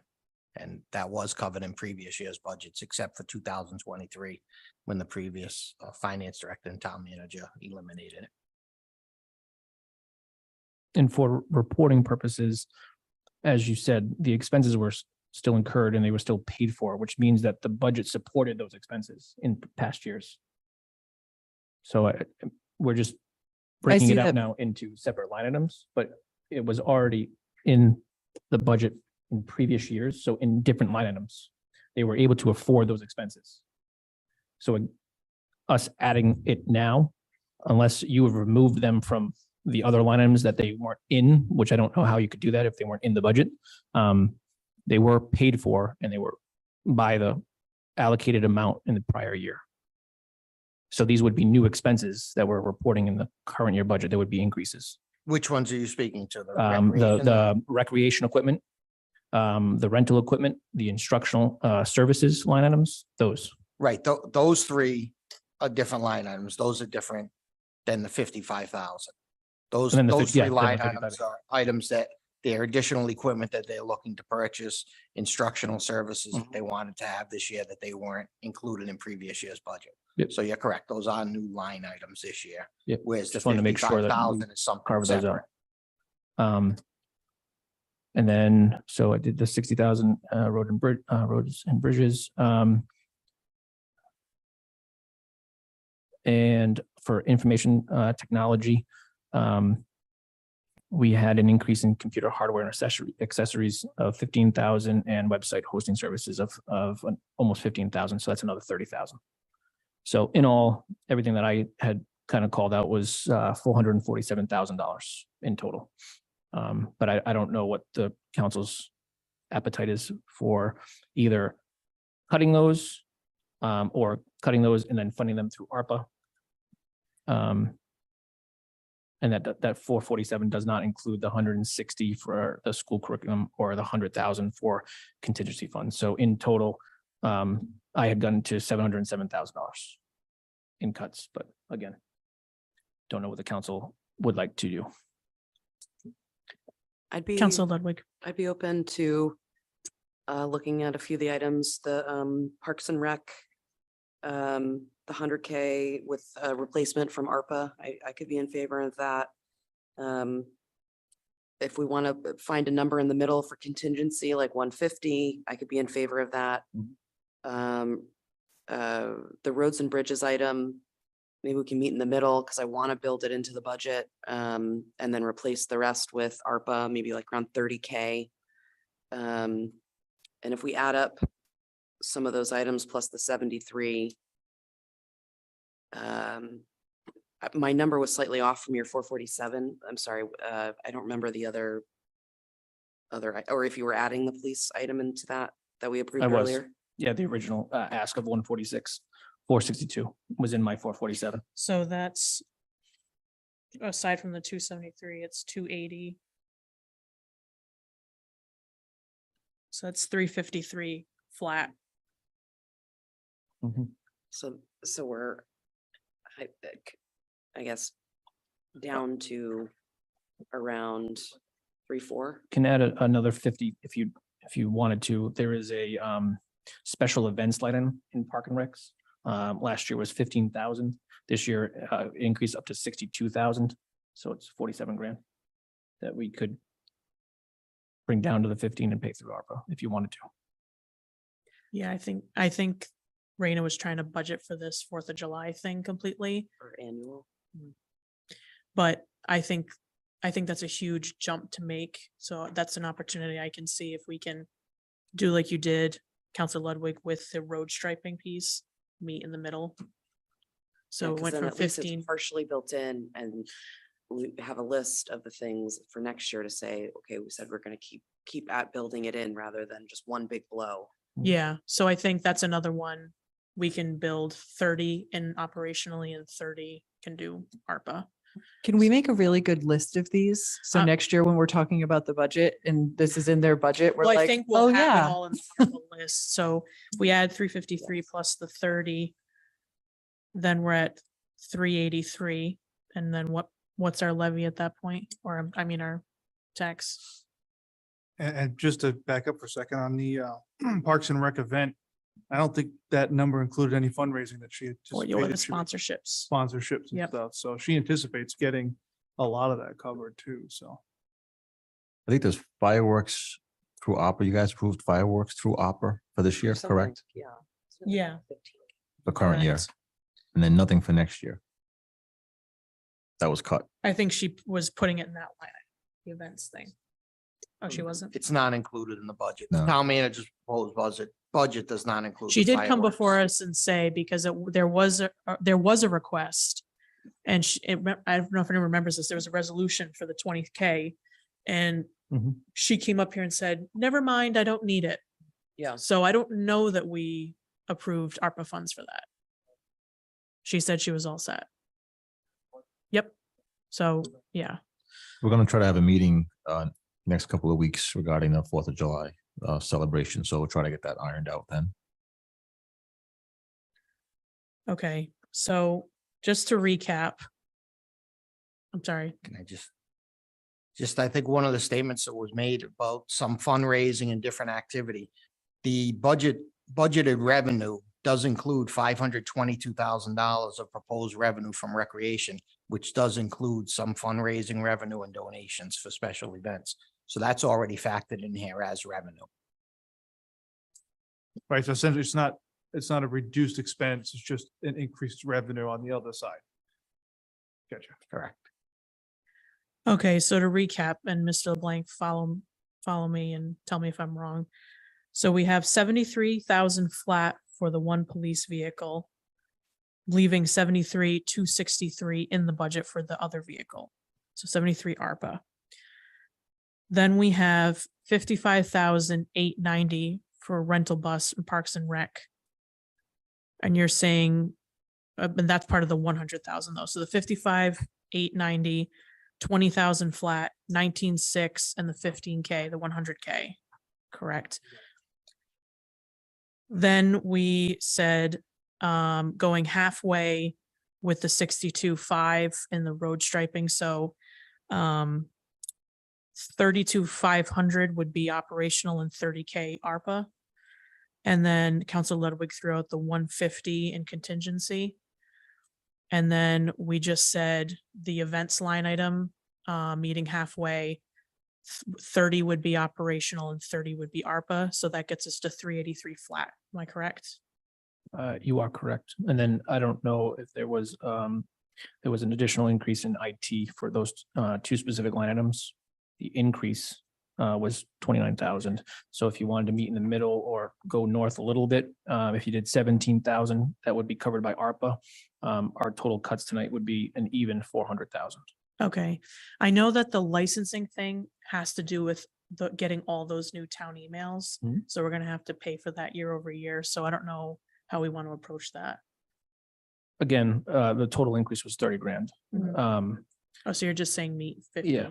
And that includes the And hardware? then it kind of goes back to this whole revamping that we've been discussing tonight. At least we're giving him half of Mhm. what he's asking for those. I mean, those are only two line items in his budget. And it would obviously help us a little bit on this. So one line would be, what would the new line item, there's two line items. There's So it- the computer hardware and accessories. This is Department 225. And so you're saying how and- much ARPA? So ARPA, I guess for that line item, we could do 10. Yep. And then you could do 7 for the website hosting services. So that gets us Would to be ARPA. 4 flat. That would get us to 400 even flat if the council approves these cuts. Yeah, I'm just keeping tabs. There's been no motion for. Understood. Councilmember Shockley. So I want to go back to the fact that the bus, the 55,890 is an expense that is paid for out of registrations for camp. So I don't know that we should take that out, but I do agree on the road striping, the other Parks and Rec item down to 30,000 and the 2 for IT. I would say, just a thought, instead of taking 150 out of contingency, we take 100 out of contingency and 50 out of legal. Already been mentioned, we don't necessarily want people to know what we have in the coffers legal wise. And I think it's easier to reallocate contingency money than it is to reallocate money that's given to our legal department. So the other conversation we haven't had tonight too is also the town's capital side. We haven't talked about any opportunity there to potentially ease with ARPA. I know I'm not saying take it all away completely, but I think every little bit counts. And I'd like to that's- know also, how much does it count? Like, what are we saving people tonight by trying to get down a percentage point? 750,000 is the 1%. Right. What she's saying in the tax. But what are what does that equate what's your to? average taxpayer saving by us nickel and diming this budget? Because I want it to be worth it. I'm more than, a lot of these cuts make sense. You build it in over time. If we do that next year, I'm certain none of these are my hill to die on, the things that people have said tonight. Well, that being said, I want to know, is the taxpayer going to be like, wow, thank God you cut this 1%? I think that's individual. I don't think we can blanketly say it's going to be beneficial or not beneficial. Or I guess someone's the gonna be dollar- happy or unhappy. Typically, this council asks for like $1. And I know we don't even have a dollar amount for what our rate can be yet. So it's hard to say, but you know, we're once again kind of pulling a little drib and a little drab from each place as if they've all been fully funded for the past decade. And I just want to make sure that these cuts that we're making are worth it. Like, should we try to keep $200,000 in ARPA for something we really want it to go towards and keep this money in the budget? Or is cutting this money from the budget really worthwhile? I know everyone has their own accounts. Everyone has their own budget that they work within. And I can't determine what each individual resident's wiggle room is. You know, like I said, I just want to make sure that this time we're spending here tonight with money that we want to have spent, we just don't necessarily want it in the budget. To what end? I do want to point out, I see you, Councilor Pasqua. Overwhelmingly, the sentiment I keep hearing since we've received these ARPA funds is, you know, people don't understand that we can't just slap the $10 million we've received on the whole budget and say no tax increase for 3 years, creates a structural deficit. But I do think by the town council making the effort here tonight to use ARPA funds to help ramp up fully funding things in the budget and getting us on track to have budget years where we can project what our increase is going to be instead of playing who the hell knows what budget we're going to have this year, like our previous system. We're listening to our voters. We're showing them that we're making the hard decisions and using these funds in a way that benefits them, and not just in a way that benefits them in their pocketbook every month, as someone who's going to see almost a $900 increase in my taxes this year based on the assessments that he showed, which is going to hit me. But also it's going to be in things that they can actually see because it's infrastructure. So I do think this is a worthwhile exercise, even if it's cents on the tax rate. I think it's worth it. Okay. Like I said, none of these are my hill to die on to fight against. Certainly it makes sense to ramp up. I'm behind it. I just, like I said, want to put out my red team. Councilman Pasqua. Just to answer your question, Councilmember Shockley, it's, if we cut, by my calculations, if we cut like 40%, it'd be somewhere around like 75 cents off the residential rate. 40% of what? Sorry, 400K? sorry, 400K. Yeah, 400K, misspoke. So yeah, it'd be about that, yeah, because it's $1.58 per percent. You said 75 cents. Yeah, about 75 cents. Okay. I can be comfortable with the amounts we just agreed up to the 400 and funding those items through ARPA. Okay. But going back to your original comment about CIP on the Yep. downside, since we have all these ARPA funds, not only for next year, but the year after, if we properly earmark funds. I didn't know if you had any ideas on cutting the town's capital and using ARPA. I didn't want to cut completely. No, Yeah. I'm not saying completely. No, I'm just saying you could save another potentially 50 to 100 that we could allocate towards ARPA. Yeah, I'd be okay. I'd be okay going to 100. That'd be another 100. So that would be a $500,000 cut. If we in could meet at totality. 50. I'd be okay with 50. I would be comfortable with 50. Where does Something- that get it's us something. to the levy? So Member Shockley threw out 100 from contingency rather than 150 and then 50 from legal. I don't know what she had mentioned that, but we didn't really discuss it. But either way, it's 150,000 with that additional 50. 6. I think we're If you did. at 450 in total. 50 from where? She just said from CIP. No, you said 100. I think we said meet in the middle. So that would be CIP. Yep. 50 from legal, 100 from contingency, and then 100 from Park and Recs, 30. Actually, sorry, I think it's 130 from Park and Recs because we did 30 on special events, which is another line item. 30 from contracted services. I got the 400 amount, 50 from CIP, 100 from contingency, and 50 from legal. That would bring us to 600,000. Unless you were counting this 100 already in the 400. Contingency. Yep, I have that. Yep. And then this is legal. CIP. CIP. Yep, I have those. That's 600, right? 200 right there. Yeah, so plus the 400 now, which has all these. Okay, just trying to make sure. So 73 police, Yeah, that's not the correct number. the 73. Oh, 73 is, what's this number? The 280 is, oh no, that was me subtracting this. So 73. Yeah. 353. Oh, that's, no. Mhm. What is That's the what- two, what I is don't the know. 280?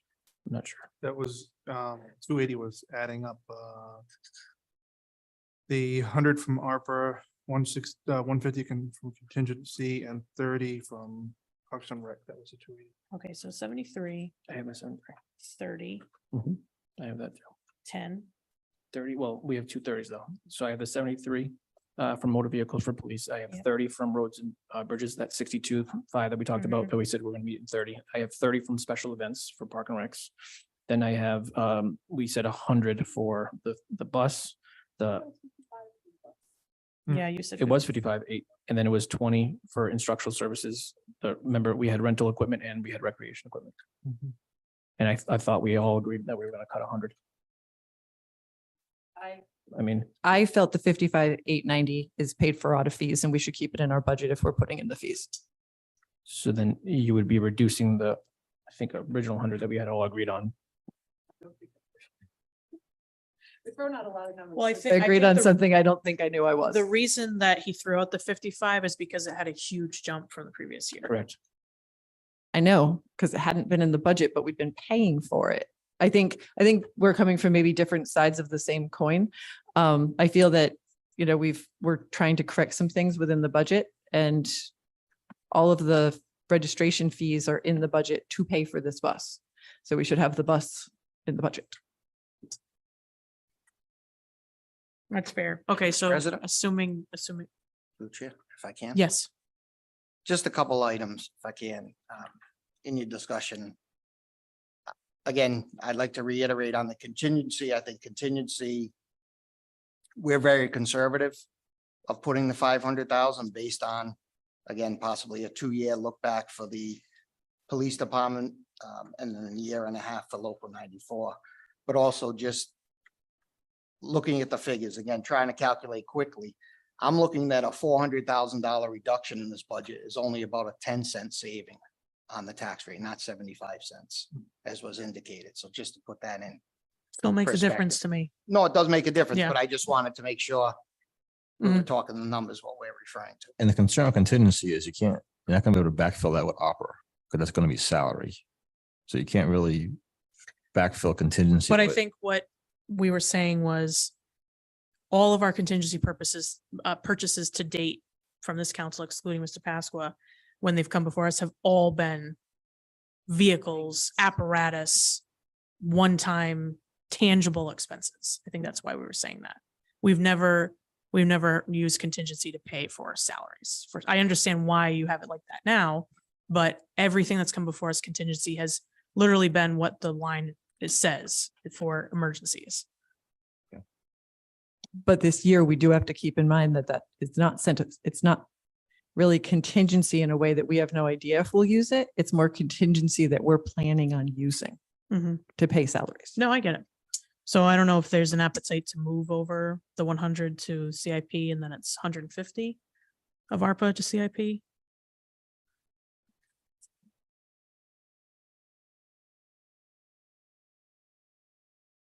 And you're subtracting 55, 890. So what was the overall you had? It was 400. Do you want to do like a 3-minute or 5-minute recess? Yeah. We're just going to take a 5-minute recess to pull our numbers together. Thank you. John, can you turn your mic off, please?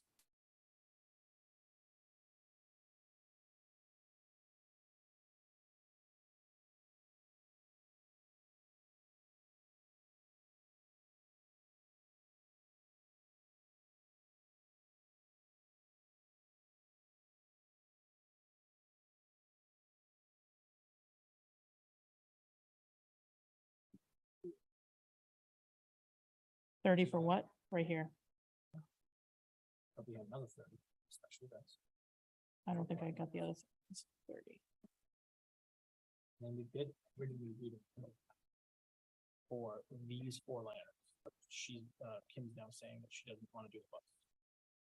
Even though my point was, they paid for it last year, and it is somewhere in the budget, they just reallocated funds from other line items. So they had the funds in last year's budget. So but however, you think this will pass, I'm assuming you want to do 100,000 less the bus, essentially. See what that is, yeah. Huh? Oh, no, I'm keeping. Well, Okay. okay, so then that Fine. would be So so in total parking lots is 150,000. 130,000. If you got special events for 30. So 100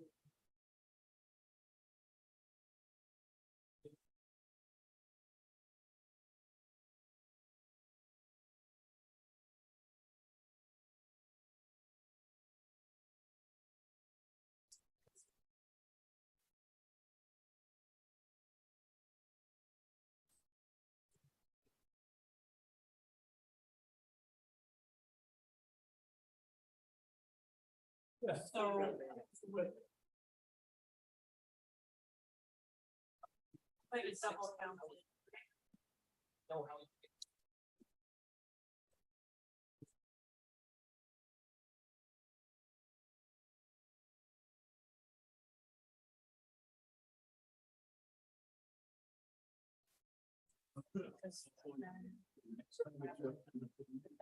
Because then our capital is so close. Then you're gonna have a.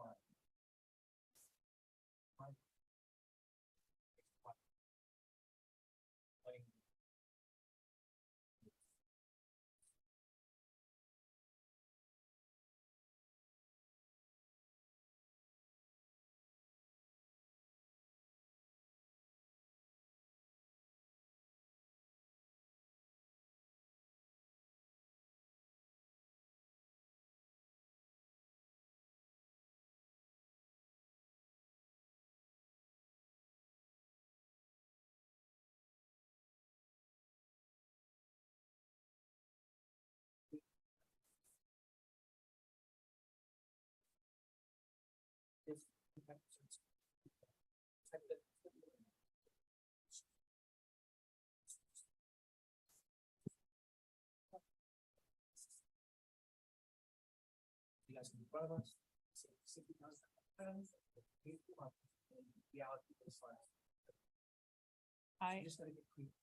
I'm personally okay with switching the 100 out of the CIP. All right, so 450 is the amount. But what is the 450 bring us to for 11? I don't understand that.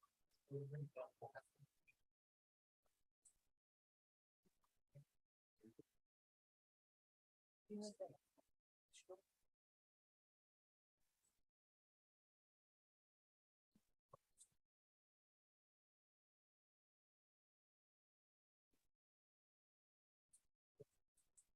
yes, this just time, one time.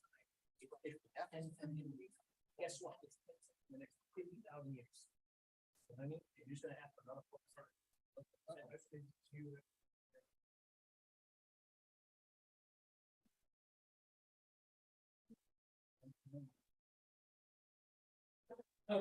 It's not happening. It's not happening.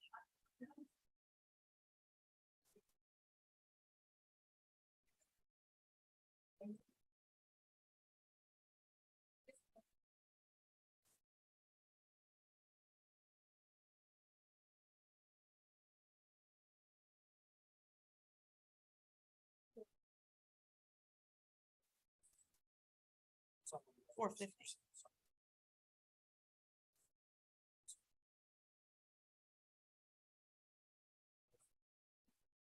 Which items?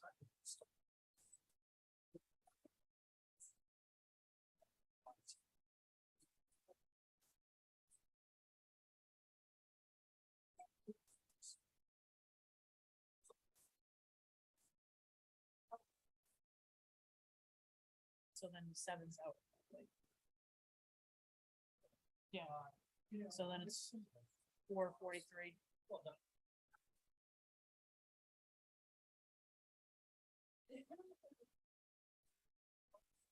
What if we did 200 ARPA out of CIP, does that get us to 3? And then another 50K.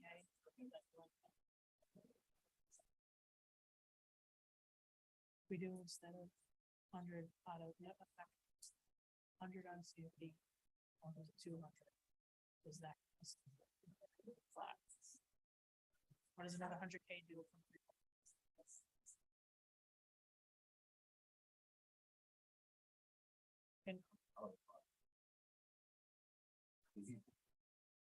Well, we're gonna reiterate it.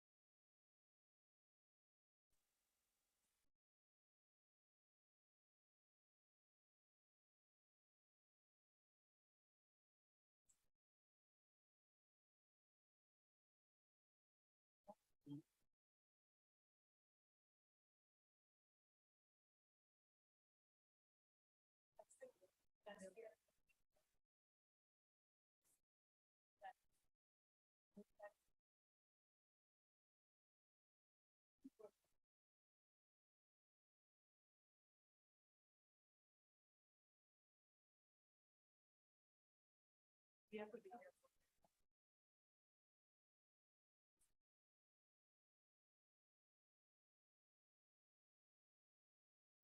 we'll come back out.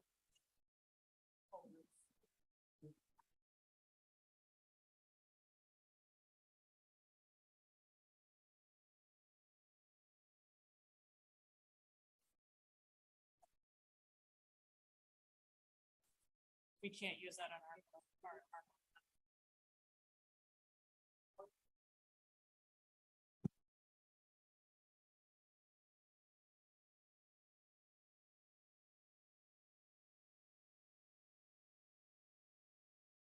I'm saying.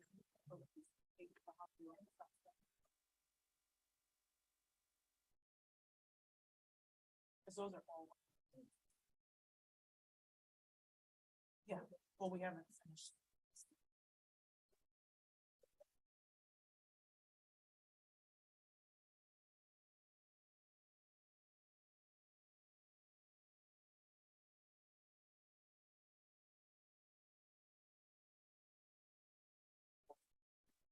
Are we back on?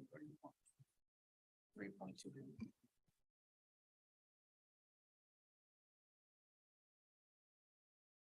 We're now back in session. At this time, I'll ask Vice President LeBlanc to go over the list as we had tabulated. And Mr. Civetti, if you can relay to the public what the new increase would be. So what we currently have is a $50,000 reduction to CIP, a $50,000 reduction to legal, a $100,000 reduction to contingency fund, a $73,000 reduction to police motor vehicles, which has already been approved, $10,000 reduction for information technology, computer and hardware and accessories, $30,000 for roads and bridges, and then a total of $130,000 for park and recs is what we currently have. So the total of that is $443,000 in cuts. And that brings the increase down from 3.81 to.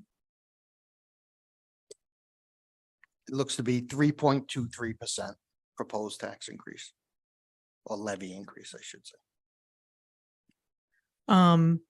Understanding what the goal of contingency is for and that ARPA can't backfill. And I know that there's concerns from the administration there. I would be in favor of, instead of doing 100 out of contingency, doing 150 out of CIP instead. So we had 50 taken out. I'm saying move the 100,000 over to CIP. I don't know what the flavor of the council is for that. I would agree to that.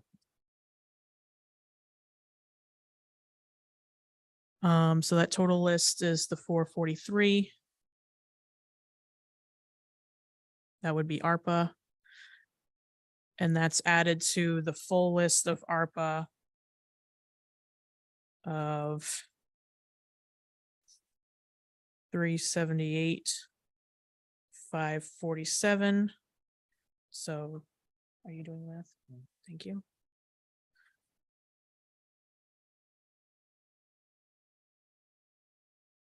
So two things. So that would be 443 plus the 378, 547, which we already have for a total of 821,547. I just want to raise the issue that the school's requests for ARPA are not included in that 821. So I don't know what the council wants to do with those requests as well. So again, the school had requested in total of one-time expenses for FY24, 320,000 in ARPA funds for curriculum, transport van, and furniture for schools. So the total, the original 378 plus the school of 320 plus the 443 that we just discussed, but we haven't voted on, would be $1,141,547.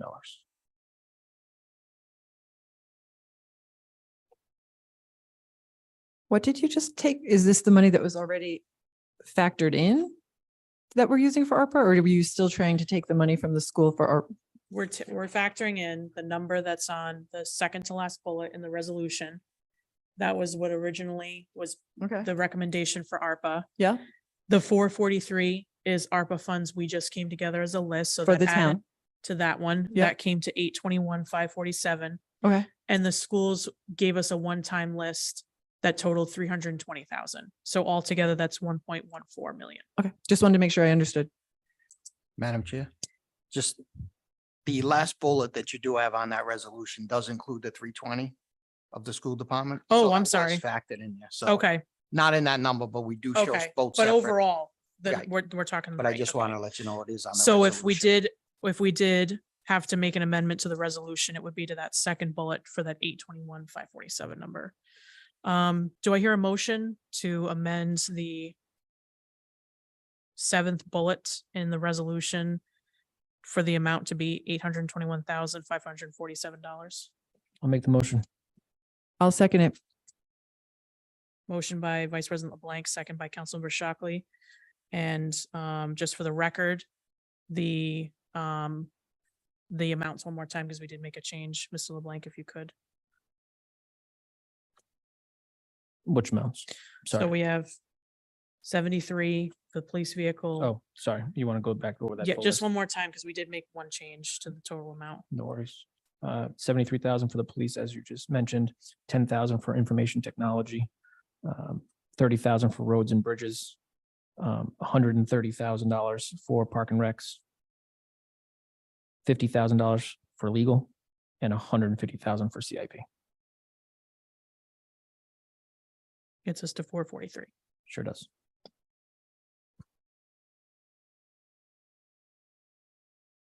Can I just ask how we got to 821 with 443 plus 320? 443 plus 378,547.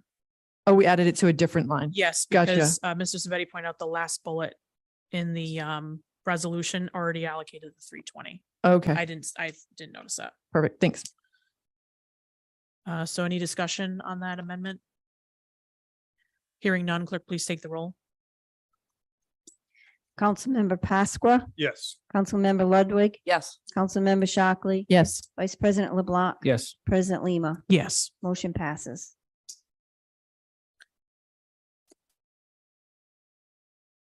Does that technically, we need to make adjustments elsewhere in this resolution then? So- Chair?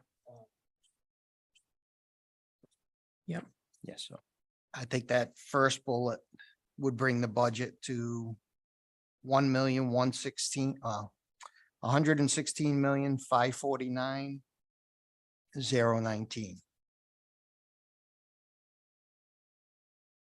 And the Vice President can check my math, please.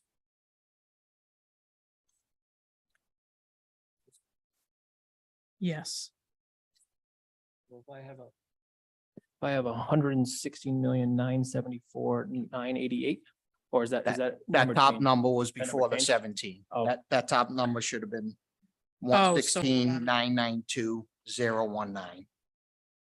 992 019, 019. So 116,992,019.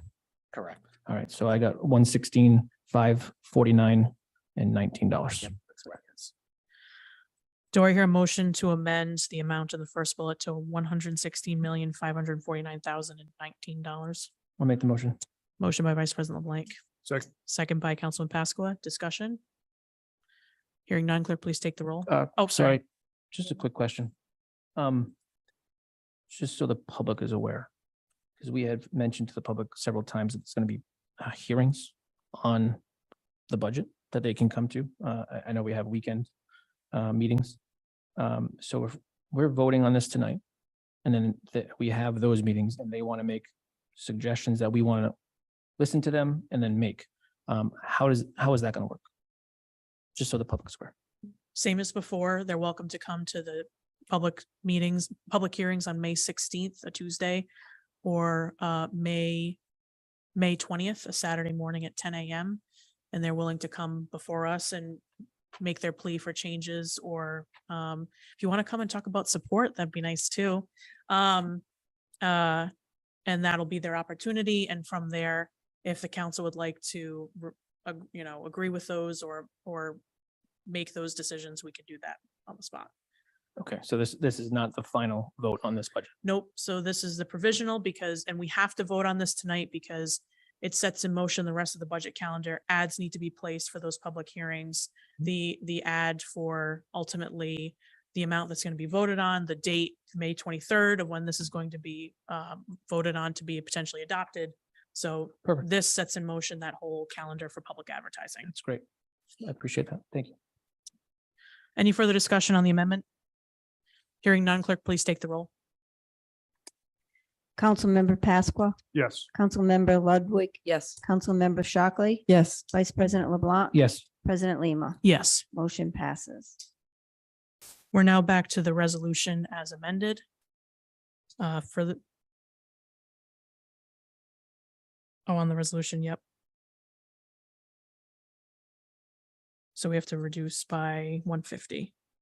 So 560, 747, minus 150. Are you doing the math? I'll do it. Oh, I see what you're saying. I see what you're saying. I'm sorry. 410, 747. Do I hear a motion to amend the capital improvement line of the resolution amount to 410, 747? Make the motion. I'll second it. Motion by Vice President LeBlanc, second by Councilmember Shockley. Discussion? Just one more item. So the second bullet, you would have to amend the general property tax revenue. All right, yeah, we'll do that one next. Okay. Any discussion? Hearing none, clerk, please take the roll. Councilmember Pasqua, Yes. Councilmember Ludwig, Yes. Councilmember Shockley. Yes. Vice President LeBlanc, Yes. President Lima. Yes. Motion passes. Mr. Civetti, what's the amount for the second bullet?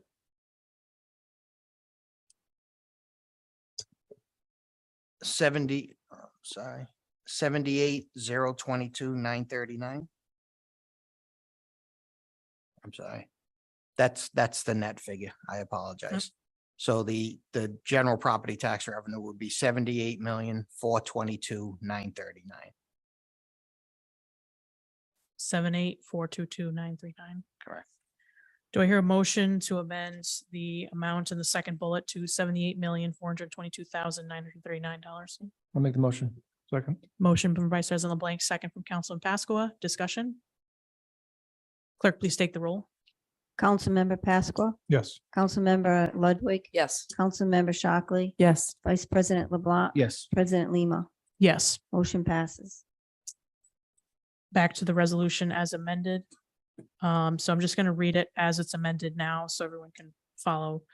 Whereas in the town of Coventry, the town manager has presented his 2023-2024 municipal budget to the town council, including a total expenditure of $116,549,019 as set forth in the town of Coventry Home Rule Charter, section 8.14.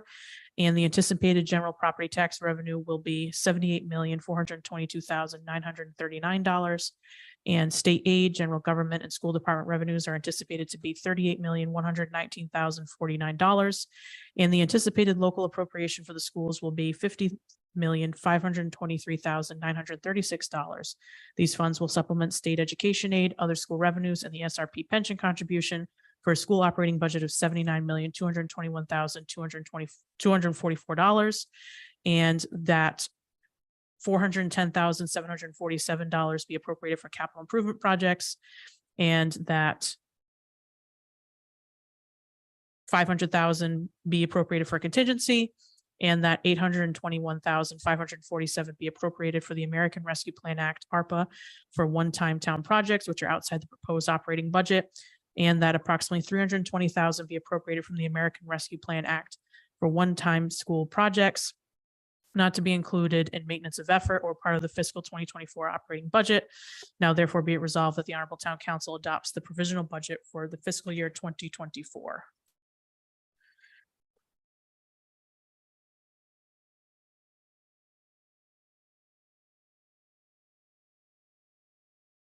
I don't think I missed any. Did I get everything? And you said the levy 3.23? Correct.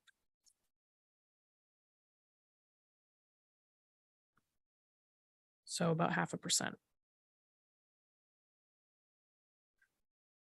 Members of the council, discussion on the resolution as amended.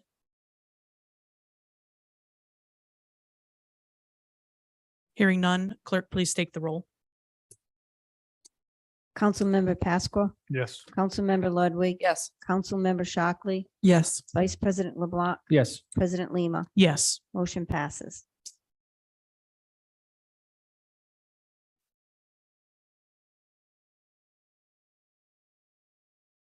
Moving on to council president communications. I'll be brief.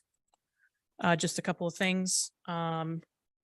We have in your inboxes, you should have received from Assistant Town Manager Broadbent, Community Resilience Building Invitation. This specifically has to deal with community infrastructure, natural resources.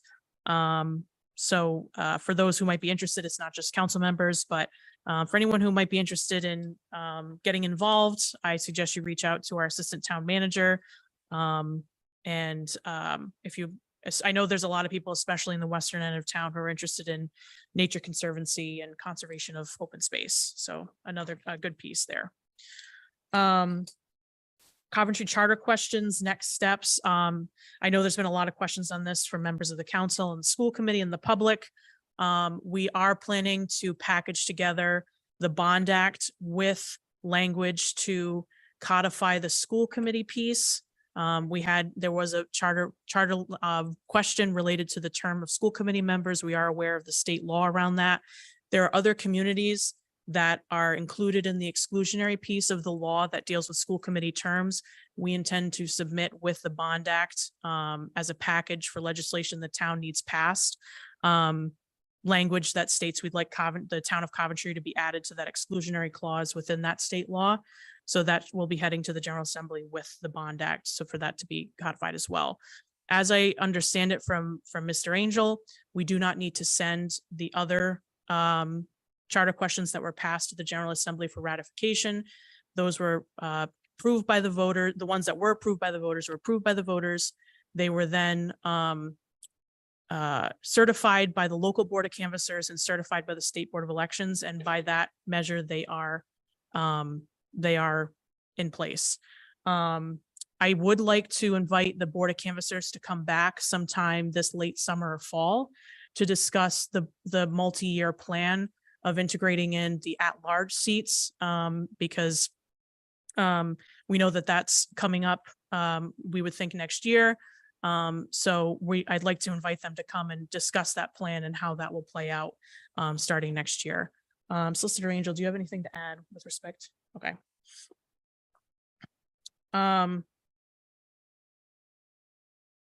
The other piece we have on here is the Learn 365. Myself and Mr. Parrillo had a meeting with members of the governor's office. The governor is put forth a plan to, he wants to fund educational activities outside of the classroom and outside of the school day in an effort to have children learning 365 days a year.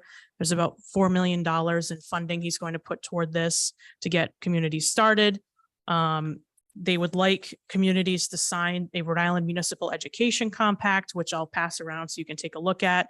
A lot of it's low-hanging fruit and no cost to start. It talks about community-wide needs assessment, an audit of existing out-of-school opportunities, hosting a community forum on education, creating a municipal youth commission, looking at your outcomes data for education. Basically, the idea is to get the municipalities and their leadership to have more involved and more in stake of how education is doing. The governor's goal by starting this program is to meet or exceed the average performance in the state of Massachusetts education by 2030. Some of our best performing school districts are actually 10 points behind the average of Massachusetts school districts. So that was kind of alarming to hear. So I'll pass that if people want to take a look. Next week, I'm having a meeting with some students that to that end, there's some students who want to get more involved with the town elected officials and leadership. They formed a group called Youth for Uplift Coventry, and they'd like to start a program where high school students have direct access to elected officials and they want their voices heard. So I'll pass around. They sent me a goal kind of constitution sheet of what they want to do in the first year. If anyone's interested in meeting with me and the students, I'm happy to have you along. So that's their plan there. And then the last thing, we all got an invitation to the South Kingstown 300th anniversary parade. I hadn't heard from anybody that was interested. If you are interested in participating, let me know. The parade's on Saturday, June 17th. Happy to make the connection there if anyone's interested. Those are all my updates. Does anyone have any questions, comments? All right, thank you. Next, council member communications, Councilmember Pasqua, Traffic Calming Committee. Thank you, Madam President. I'll be pretty brief with this. I've been working on this traffic calming committee to revive it. It was in place previously. There's been quite a few complaints of traffic issues in town, so we obviously thought this was a good route to go to address some of those issues. In working with the town manager, I had learned that there's a similar board already in place, the Traffic Advisory Group, and it consists of people that would be on this traffic calming committee already. So I've determined that I think what we probably should do is I'll add myself to that committee as well as 2 residents. And I have several applications from residents who want to be part of that committee. So I think what I'm going to ask that we do is we'll move to just add 3 positions to that committee that's already in place. It meets quarterly. And I think we don't really need to reinvent the wheel here. A lot of this is already being done. So. Awesome. Thank you. Yeah, I think it would be great though, if we just had something that met regularly to deal with those concerns in town. I think at one point I was told that committee only met 4 times a year and I don't know why. I just think that would be. Yeah, I think that we could definitely increase the frequency of those meetings and then maybe develop. One of the ideas that I had was building a form online where people can submit issues or traffic issues, and we can kind of see what the hotspot areas are, and we could discuss those as we learn what the hot button issues are as far as traffic goes. But maybe even in the short term, maybe monthly, until we can rectify some of these problems, and then space it out to maybe every other month or something along those lines. Great. Any comments, questions for Councilmember Pasqua? Councilmember Shockley. Once again, just quickly, just today, I had 2 residents reach out about traffic issues in their areas. I will say, I think it's something you should work with the schools on. The idea of them being able to fill out some sort of form. I'm pretty sure to be able to park your car at high school, you have to give your license plate number. You have to get allowed to park there. So possibly working to make sure there's some sort of repercussions if you're speeding through residential neighborhoods. Don't know what to do about the adults yet, but at least maybe we could start with the kids. Okay. Any other comments, discussion? All right, moving on to public comment for undocketed items. Are there any members of the public here in council chambers? Come forward, just state your name and address for the record. Just make sure the microphone's switched on. You just gotta flip it up.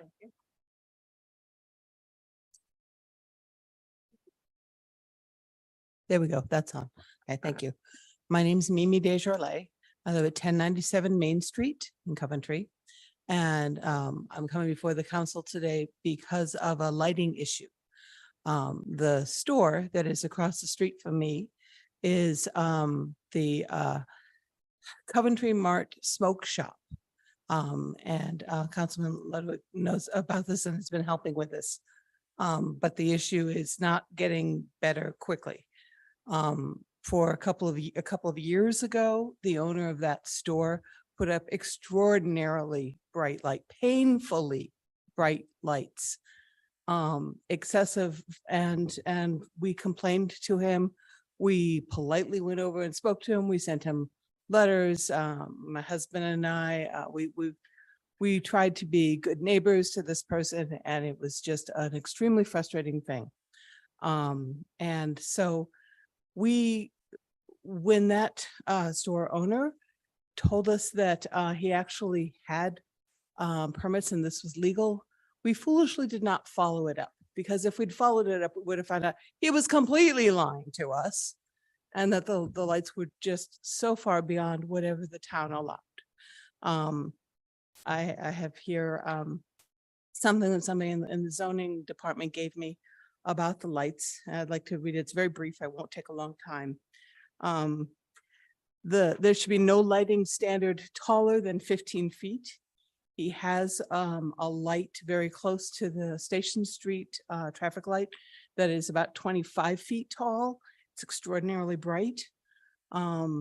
Also, any newly installed or replaced outdoor lighting fixtures shall be shielded so that it does not direct light beyond property boundaries.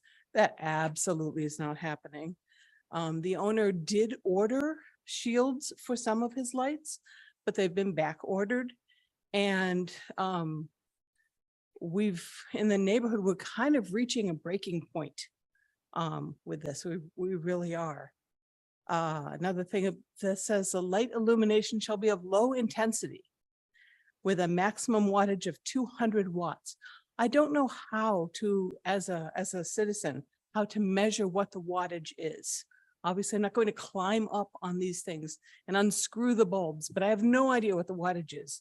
But I'm absolutely certain that it is far beyond 200 watts. In the last week, the owner of the store has made some significant changes.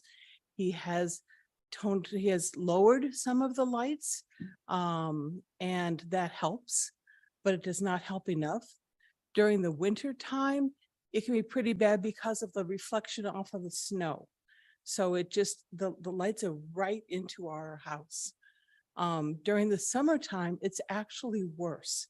The lights stay on until midnight. Last night it was 20 past 12 before they went off, and they were on again at 5 a.m. These lights make it difficult for those of us in the house and in the neighborhood to get enough sleep. They also have killed off a colony of bats. That might not sound like a big deal, but from an environmental point of view, it really does matter. The bats that lived in the belfry of the church, just a couple of, right next to the old police station, that church, they used to come out every night and swarm like crazy and eat lots of mosquitoes. Those mosquitoes are not getting eaten now. So just know that there's a whole lot more pesticides that have been used last summer and will be this summer. None of that stuff is good for the area around us. None of it's good for the river.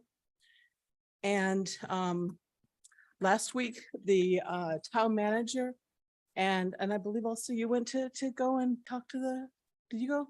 No. Okay, great. Went and talked to the owner and got some success. And I do really, really appreciate that help. That's better, but it's still nowhere near good enough. Those lights are still exceedingly bright. The neon lights inside the store, which are on all night, are extraordinarily bright. And so what I've come here tonight to ask you to do is please do something more to push him further.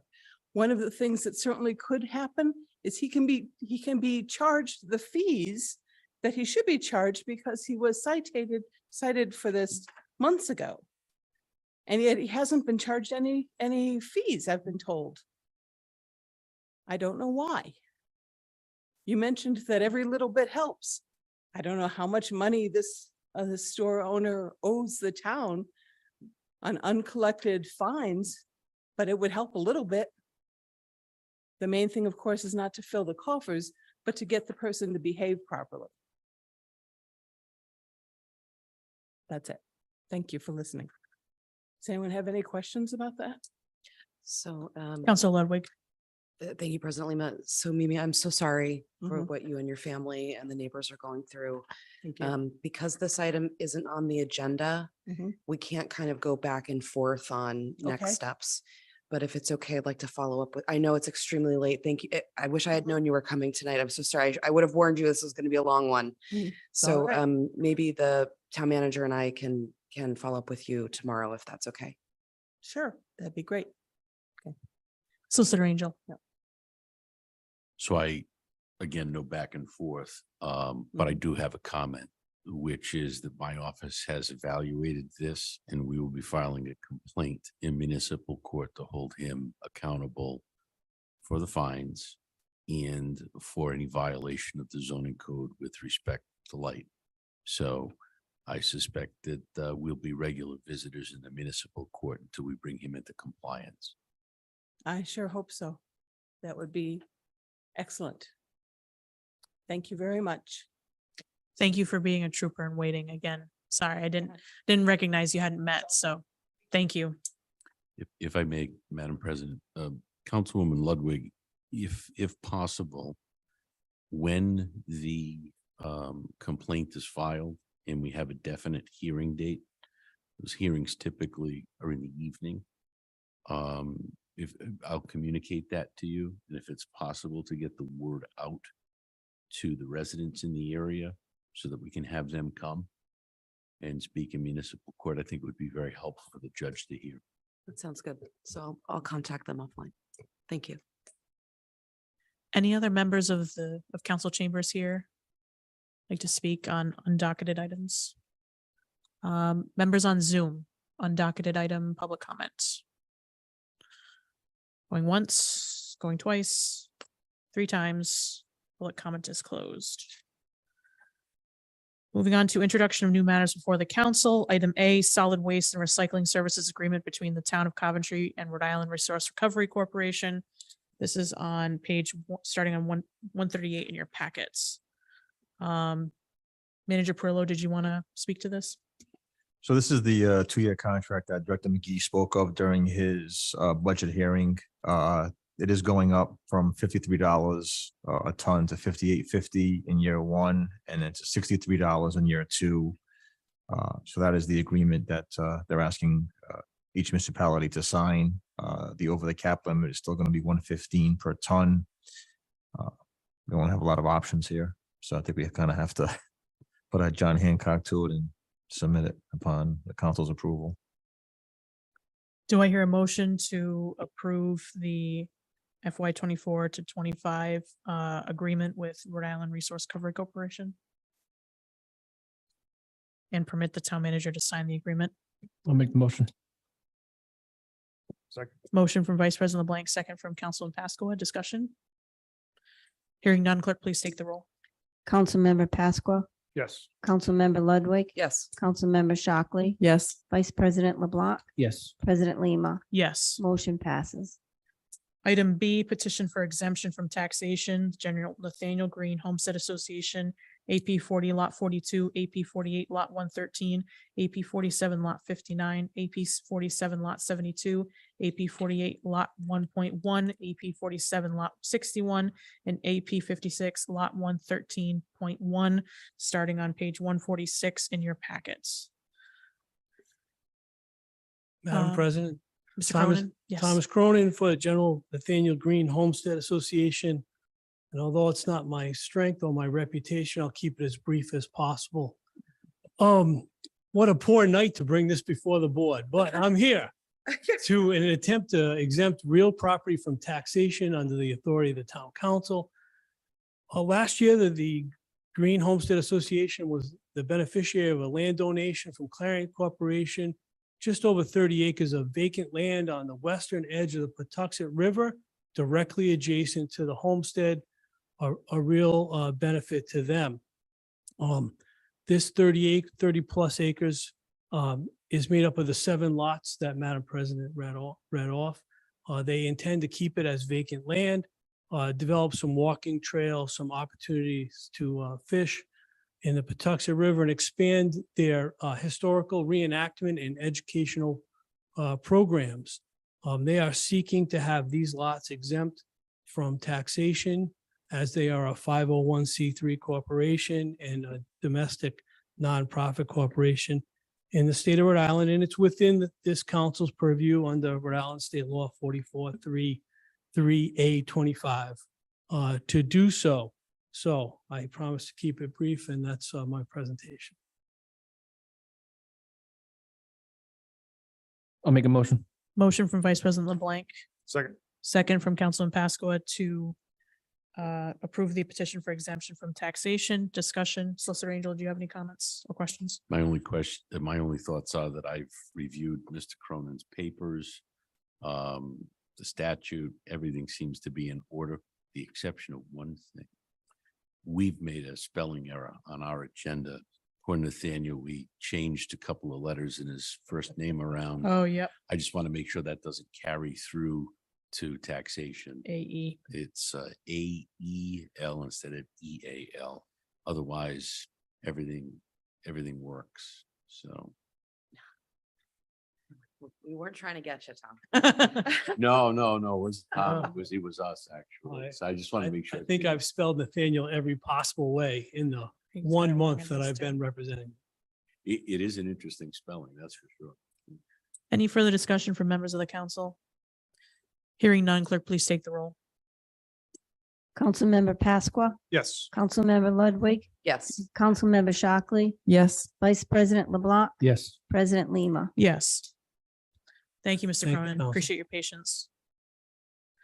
Moving on to item C, amendment of 2023 Coventry School Construction Bond Act, starting on page 183 in your packets.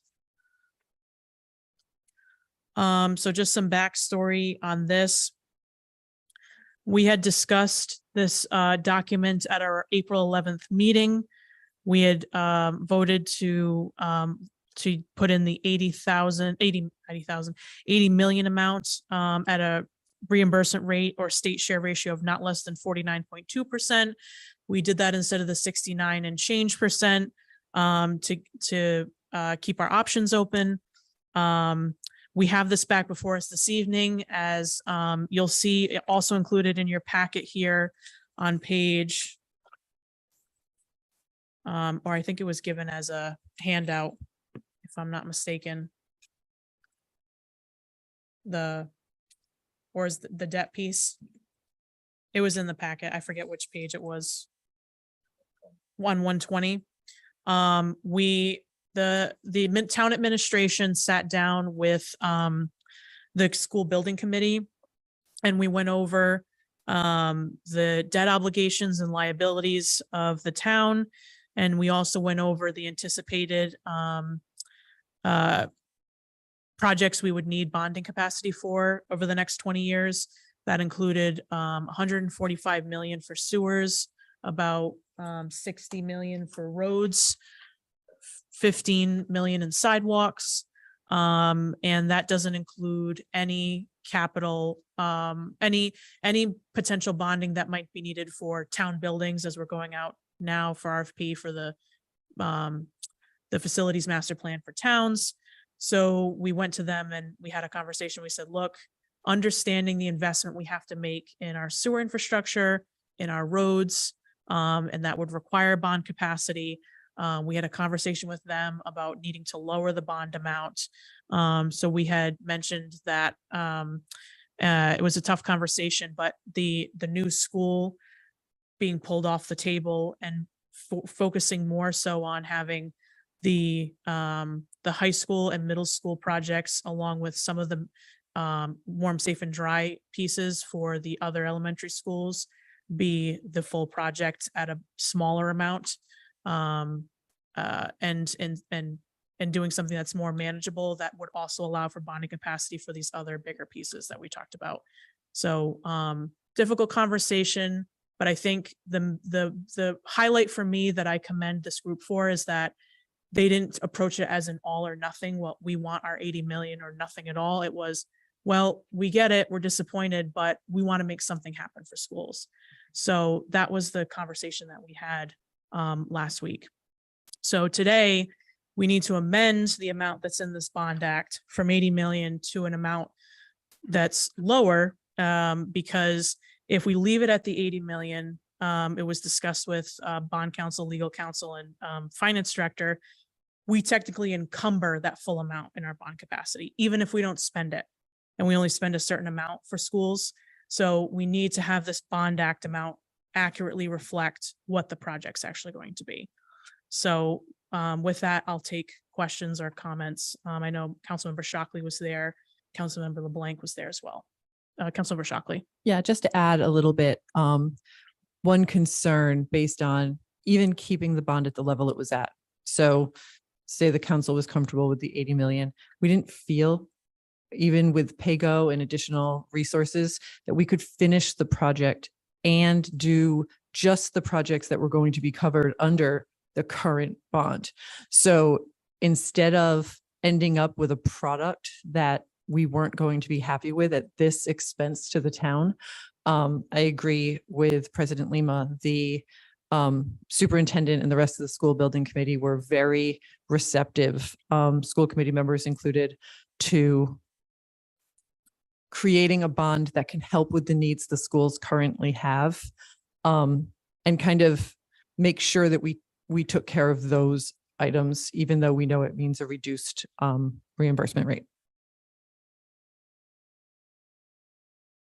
So there's no magic number. If we just remove the brand new school, the consolidated school, you're looking at an amount of 20 million in work. So that would just be the high school projects, the middle school roof, the well and other enhancements at Western, and warm, safe, and dry enhancements at Washington Oak. So just 20 would cover that piece. And obviously now that the consolidated three elementaries are off the table, that doesn't include anything for those, but you could say that the MMR or other ARPA funds or capital funds could be used to support those schools. And then if a bond passes, you don't use MMR or capital on the other schools that would be considered in the bond. So that's at the base. So it's up for council discussion. There's, we've talked about this. There's no number from administration. It's really up to the council on what they want to do. Councilman Pasqua.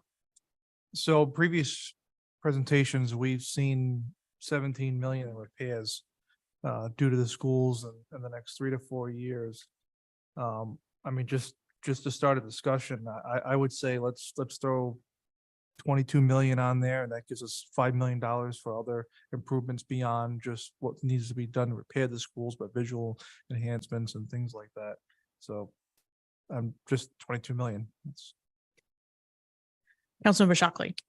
On top of the projects that we talked about, now that we're discussing, further enhancements, I do know that a teacher hurt herself in the parking lot of Feinstein Middle School, to the point I believe she broke her leg, but don't hold me to that one. I think parking lot enhancements are pretty necessary at definitely both the high school and the middle school. I think the common areas, the gymnasium at the middle school, which is attended by, I would say, most of our recreational sports players. So it's not just the middle school that utilizes that area. I believe an adult men's league plays there. Children ages, believe 3rd grade through 8th grade or 9th grade play in there. And I think it needs similar support to what the high school needed. So I think those enhancements are necessary. I don't know what the learning enhancements may be that are necessary for the middle school. But one thing that was discussed the other night is kind of, we have some large projects at the high school, giving the middle school the majority of the additional funds. I don't know what those items cost. I thought perhaps we'd have some numbers for tonight's meeting, but I wasn't sure also, Mr. Pasqua, if you meant 22 million total, because I think we would need to go higher than that in order to create some further enhancements to the schools that every student in town does attend. I really do like the idea of using the MMR for the other schools. I also like the idea, and while we can't make a decision tonight, of trying to consolidate. There was a lot of talk of how those schools could consolidate when we were thinking of building the larger school for 3rd through 5th. Tioga, just as a for instance, is an area where more of the area is not happy with having a school in the middle. So just something to discuss, because I know a revolving fund was something we were really excited about when we were discussing this project. The other thing is that the additional money that we get, the pay-go, kind of a percentage of what we bond for. So with 80 million, we had about 8 million in pay-go plus an additional when we were building a new school. So our 80 million bond had turned into 96. If we budget for about 22, it would be about 2.2 million in pay-go. Yeah. So just something to think about, that we're decreasing all numbers. We no longer have a school to sell. We want to make sure we're going to cover some big items with this bond without going too high. And I think the big thing I think that when I mentioned this at the school building committee meeting is everybody's so upset to see the amount come down because there's no long-term planning in this town. And they think to themselves, if we don't do it in this bond, when are we ever going to do a bond for schools again? And I think part of this change is also going to be a change to the 20-year plan for schools that we talked about. The idea is that every so many years you're doing a bond to make sizable improvements to your school. So I think that's one thing we have to remember is we can't assume that we're never ever going to bond for school again. We have to do measured approaches and understand that, you know, the town has to make investments in its facilities and infrastructure at some point. So I think that the 22 number is in the right ballpark. Vice President LeBlanc. First, I just want to say thank you to the president for putting this back on the agenda. I know it was voted on at the last meeting. Member Ludwig was not present, and it was passed 3-1. My biggest concern was that we had so many other projects in this town rather than just put all our eggs in one basket for this brand new school. That was my biggest concern. So thank you for putting this back on. I'm in full agreement with the 22 million. Or 20 to 22 million. I think we can get a lot done with those funds. So I would support that.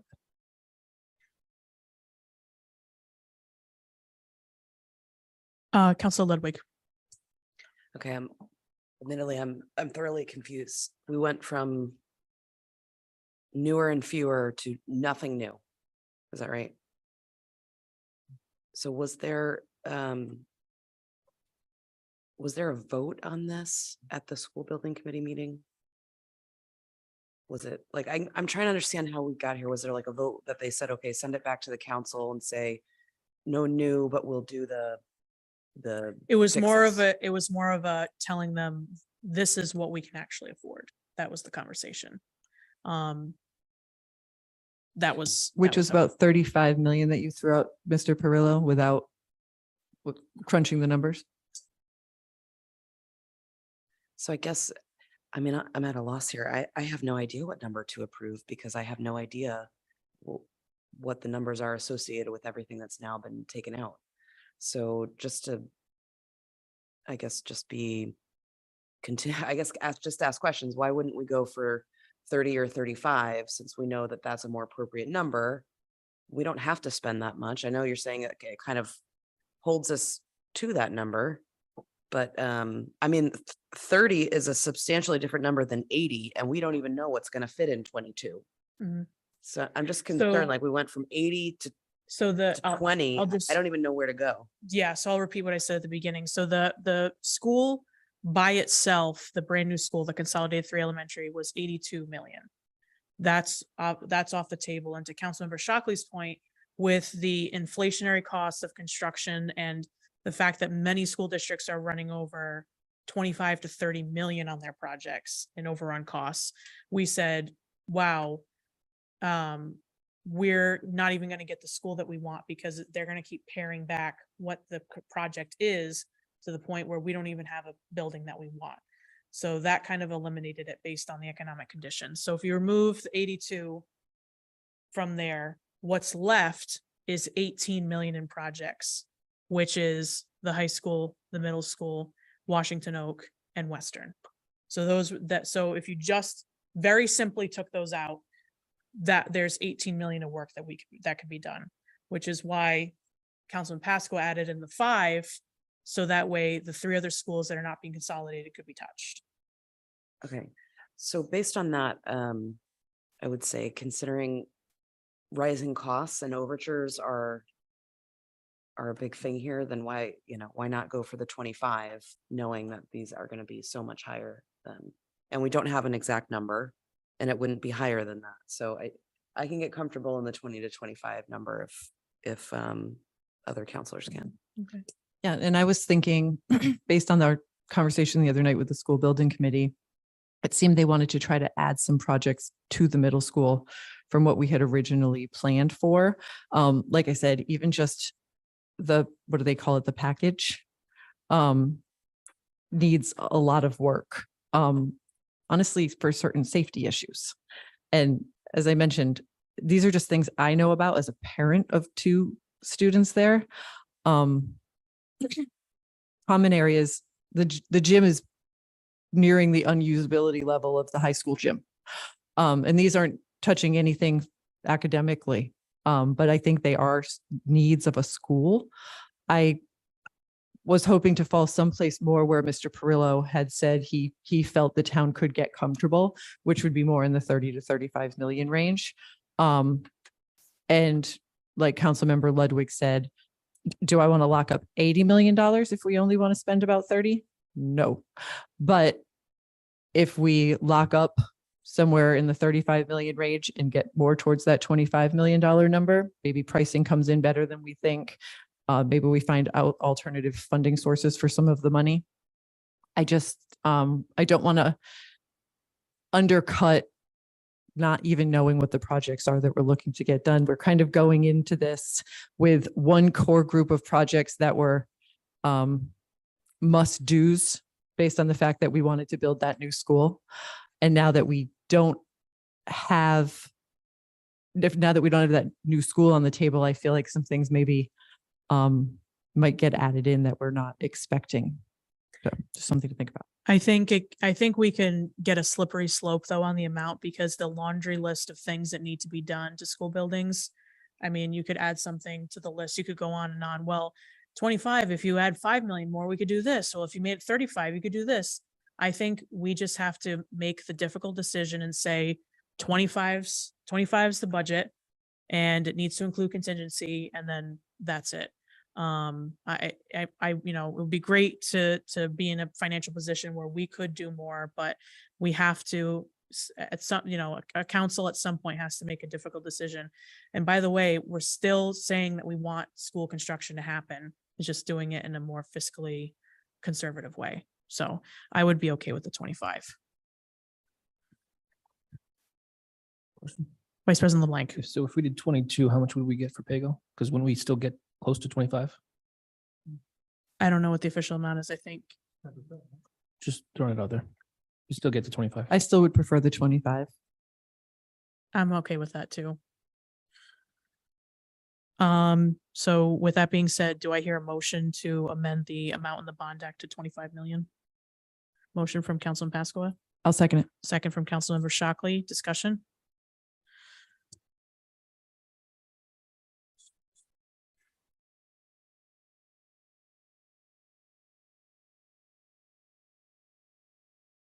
Yep.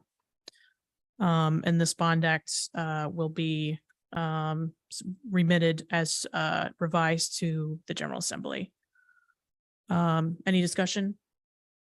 Hearing none, clerk, please take the roll. Councilmember Pasqua, Yes. Councilmember Ludwig, Yes. Councilmember Shockley, Yes. Vice President LeBlanc, Yes. President Lima. Yes. Motion passes.